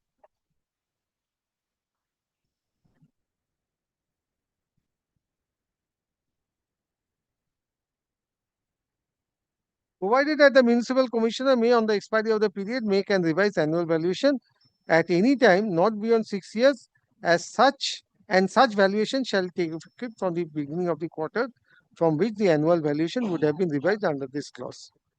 Provided further that when the annual valuation of any building, land or building, has not been made and revised on the date of such period, the previous annual valuation shall continue to remain in force until it is so revised. Now, please compare 179(1) with 179(2)(d).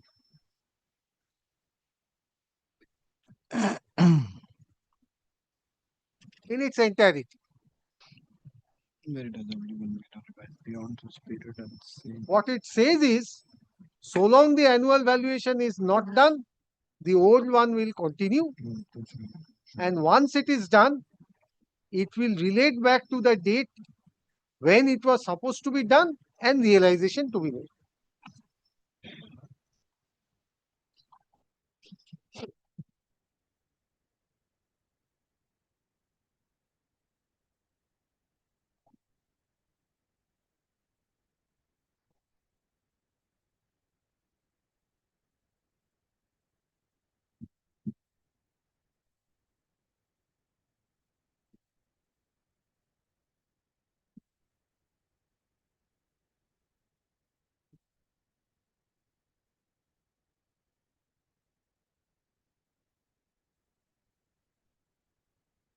Now, therefore, the question which crops up is, which my learned friends have addressed your lordship is, can this be called to be a retrospective operation of the statute or not?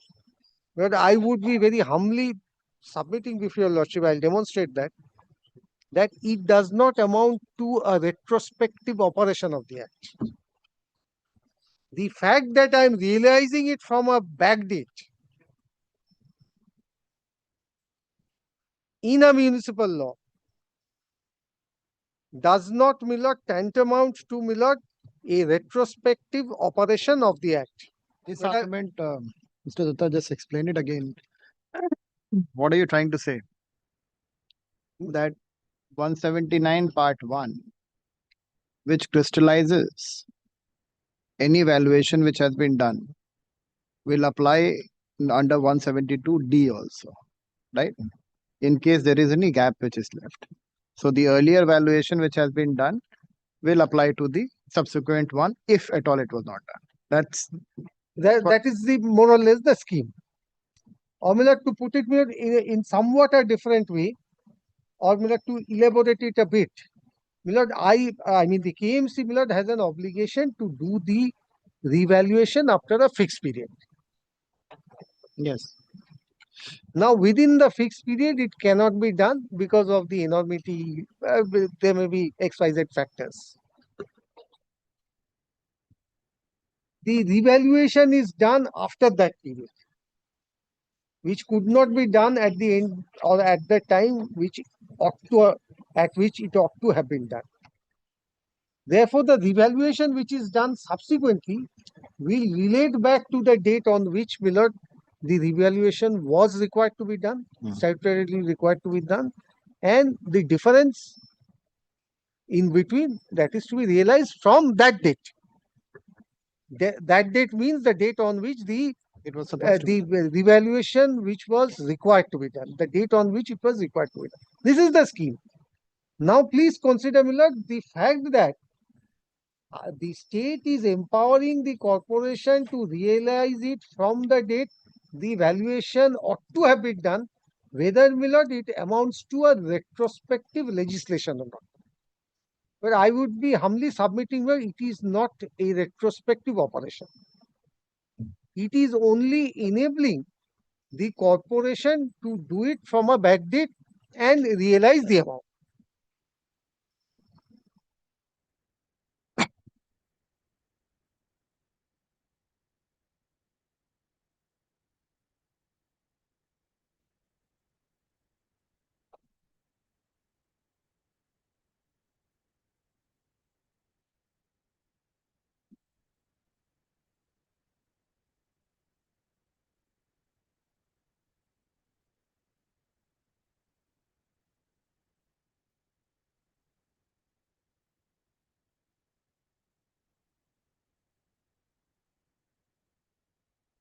My lord, please, my lord, I lay emphasis, my lord, please mark these words in 2D, II, outstanding property tax shall be realizable. Outstanding. Previously it was 10 rupees, now it has become 15 rupees. 5 rupees is the outstanding which is realizable.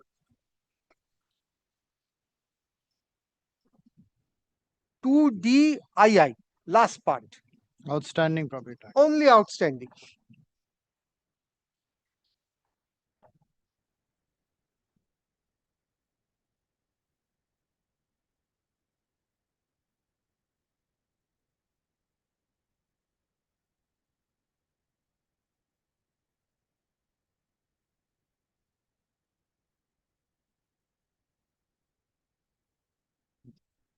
Well, it is basically, my lord, authorizing a belated assessment.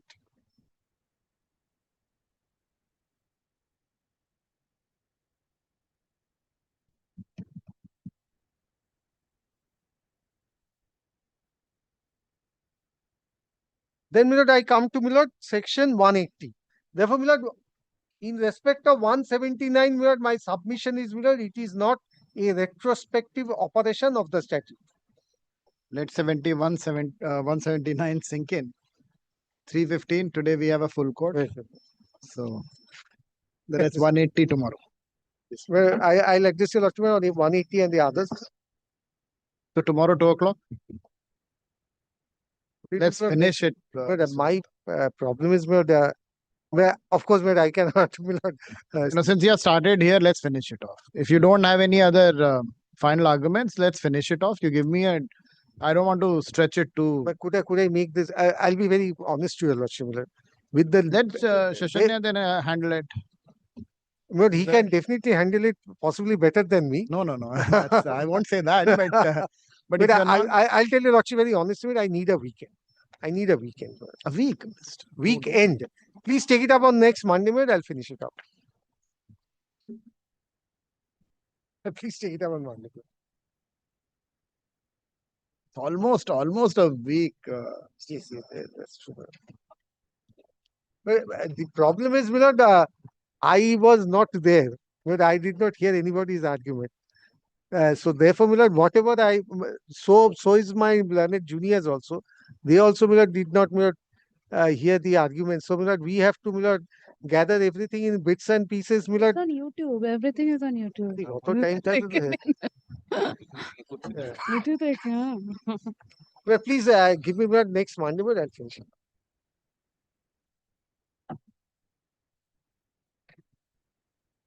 All right. Heard Advocate General Mr. Kishore Datta. Heard the learned advocate General Kishore Datta listed for further hearing. And then what will happen is that it gets stretched. You will do it on Monday. Then again there'll be a Then rejoinder there will be from reply, their side. But in that case, my lord, kindly then Give me one date in this week so that very well. My lord, your lordship may keep it on Friday, my lord. Friday is Friday 3. 2 o'clock. Oh, acha. Friday, your lordship. not Friday. You can torture me any part of the week. Just leave it for Friday. Bit uncertain on Wednesday and Thursday. So, but I don't want to. Let's try on any of the Wednesday or Thursday if you can. But I keep it on Monday because Thursday, Wednesday, Preparing for some bit of an argument, then Monday also you can take. Some other hearing matters now. So I do not want to jeopardize that also. Otherwise, that will also come fall on my shoulder. All right, then Monday. I was thinking that if you can just do some bit of either on Wednesday or Thursday, and then you finish your arguments by Monday.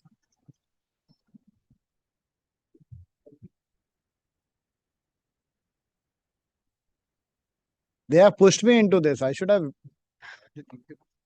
No, it's all because of Mr. Carr. All because of him. This legacy which I'm carrying, I shouldn't have carried it.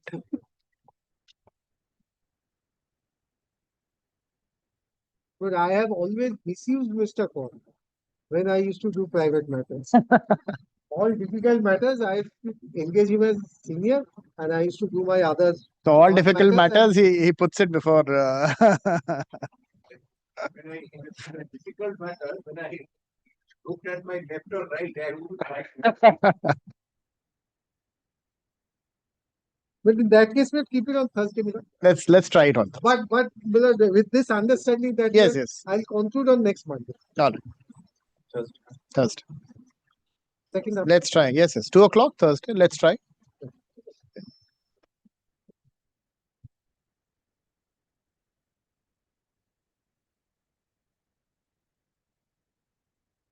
Let it be Monday only. Monday. Monday 2 p.m. 2 p.m. Monday. Yeah, this is a very heavy roster. Yes. So a lot of. No, your lordship's original determination itself is very heavy. It's very heavy. These are all.